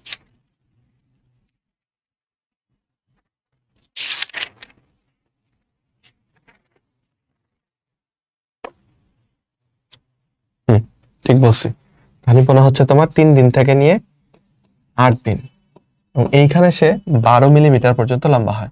ওকে, এরপর 12 মিলিমিটার মানে কি 1.2 সেন্টিমিটার মনে করো, এইটুকু। হ্যাঁ, এরপর সে মোটামুটি আঙুলের সাইজে তাকে দেখানো যাবে তোমার, তখন তাকে তুমি আঙুলিপোনা বলতেছো। এটা তোমার এই 9 দিন থেকে নিয়ে 30তম দিন পর্যন্ত তুমি এটাকে আঙুলিপোনা বলতেছো। আঙুলিপোনার পরে মানে 30 দিনের পর থেকে নিয়ে তাকে তুমি বলতেছো ব্রুট ফিশ। এই প্রশ্নটা আসছে কি? প্রশ্ন আসছে যে নিচের কোনটা রুই মাছের রেণুপোনার দৈর্ঘ্য? তাহলে রেণুপোনার দৈর্ঘ্য অবশ্যই 7 মিলিমিটারের কম হবে। তাহলে উত্তর কোনটা দাঁড়াবে? এ নাম্বারটাই। বাকি সবগুলো দেখো 7-এর বেশি। ওকে, তাহলে এইটা কার দৈর্ঘ্য বলো? এটা ধানীপোনার দৈর্ঘ্য। আচ্ছা, 12.8 এটা কি ধানীপোনা হবে? না, ধানীপোনা 12 মিলিমিটার পর্যন্ত হয়, 12.8 হবে আঙুলিপোনা। ওকে, এটাও আঙুলিপোনা। রেণুপোনার দৈর্ঘ্য কত মিলিমিটার পর্যন্ত হয়? 7 মিলিমিটার। আঙুলিপোনার বয়স সীমা, ফিঙ্গারলিং, এটা বয়স সীমা কতদিন? 9 দিন থেকে 30 দিন। কোন নদীতে রুই মাছের প্রাকৃতিক প্রজনন হয়? এটা সবাই পারো, তাই না? হালদা। রুই মাছের নদী জিজ্ঞেস করলে এটা হালদা। প্রাকৃতিক জিন ব্যাংক সমৃদ্ধ মৎস্যখনি বলা হয় হালদা। বেসিক্যালি যেটা হয়, হালদার সাথে আমাদের বড় বড় প্রধান নদীগুলোর কোনো কানেকশন নাই, পদ্মা, মেঘনা, যমুনার, বুঝছো? তো হালদাতে আমাদের ওই মানে পদ্মা, মেঘনা, যমুনার সাথে তো বিভিন্ন অন্যান্য ছোট ছোট নদীরও কানেকশন আছে, এবং দেখা যায় ভারত থেকে বা অন্যান্য জায়গা থেকে মিশ্রিত বা ক্রস যে ফিশগুলা বা ধরো অন্য জিনোটাইপধারী যে মাছগুলো আছে এগুলা প্রবেশ করে এবং আন্তঃপ্রজননের ফলে এখানে একটা মানে তুমি বিশুদ্ধ যে জিন সেটা আর পাবা না। মানে বাংলাদেশি রুই মাছের যে বিশুদ্ধ জিন এটা আর পাওয়া যায় না। কিন্তু হালদা নদীতে অন্য নদীর মাছ মিশ্রিত হওয়ার সুযোগ থাকে না, ফলে এখানকার মাছগুলো এখানে আছে, ফলে তাদের নিজেদের মধ্যেই ব্রিডিং হচ্ছে। নিজেদের মধ্যে ব্রিডিং হওয়ার ফলে এখানে বাইরের কোনো বৈশিষ্ট্য মিশার সুযোগ পায়নি। যারা বার্মিস বা ইন্ডিয়ান বা চাইনিজ একটা রুই মাছের বৈশিষ্ট্য এখানে মিশার সুযোগ পায়নি। দ্যাটস ওয়াই এটা প্রাকৃতিক জিন ব্যাংক। ওকে, রুই মাছের সবচেয়ে বড় প্রাকৃতিক প্রজনন ক্ষেত্র এটাও হালদা। এবং এরই মধ্য দিয়ে আমরা শেষ করলাম। তো সবাইকে অসম্ভব রকমের ধন্যবাদ। ঠিক আছে, ক্লাসগুলো বন্ধুদের সাথে শেয়ার করো যেন বন্ধুরাও ক্লাসগুলো করে ফেলে। আর একা একা পড়তে গেলে দেখবা যে এই প্রশ্নগুলো সলভ করতে গেলে তোমার অনেক সময় লাগবে, কিন্তু এই 1.5 ঘন্টা সময় ব্যয় করে তুমি কিন্তু খালি যে প্রশ্ন 160টা প্রশ্ন পড়লে এরকম না, এটার সাথে সাথে রিলেভেন্ট অনেকগুলো জ্ঞানও কিন্তু তুমি নিয়ে নিলা, তাই না? আশা করি সৃষ্টিকর্তা তোমার মঙ্গল করবেন। তুমি চেষ্টা চালায় যাও, স্বপ্ন ইনশাল্লাহ পূরণ হবেই। আর বেশি কথা বলতে চাচ্ছি না, শেষেও অন্য একটা ক্লাস প্ল্যান করে ফেলো, কখন দেখবা, কি করবা। আর এই ক্লাসগুলো দেখে শেষ করে ফেলো, আমাদের যে এমসিকিউ ক্লাসগুলো আছে। ওকে, টাটা, ভালো থেকো, দোয়া করো আমার জন্য, তোমাদের জন্য দোয়া ভালোবাসা। আসসালামু আলাইকুম।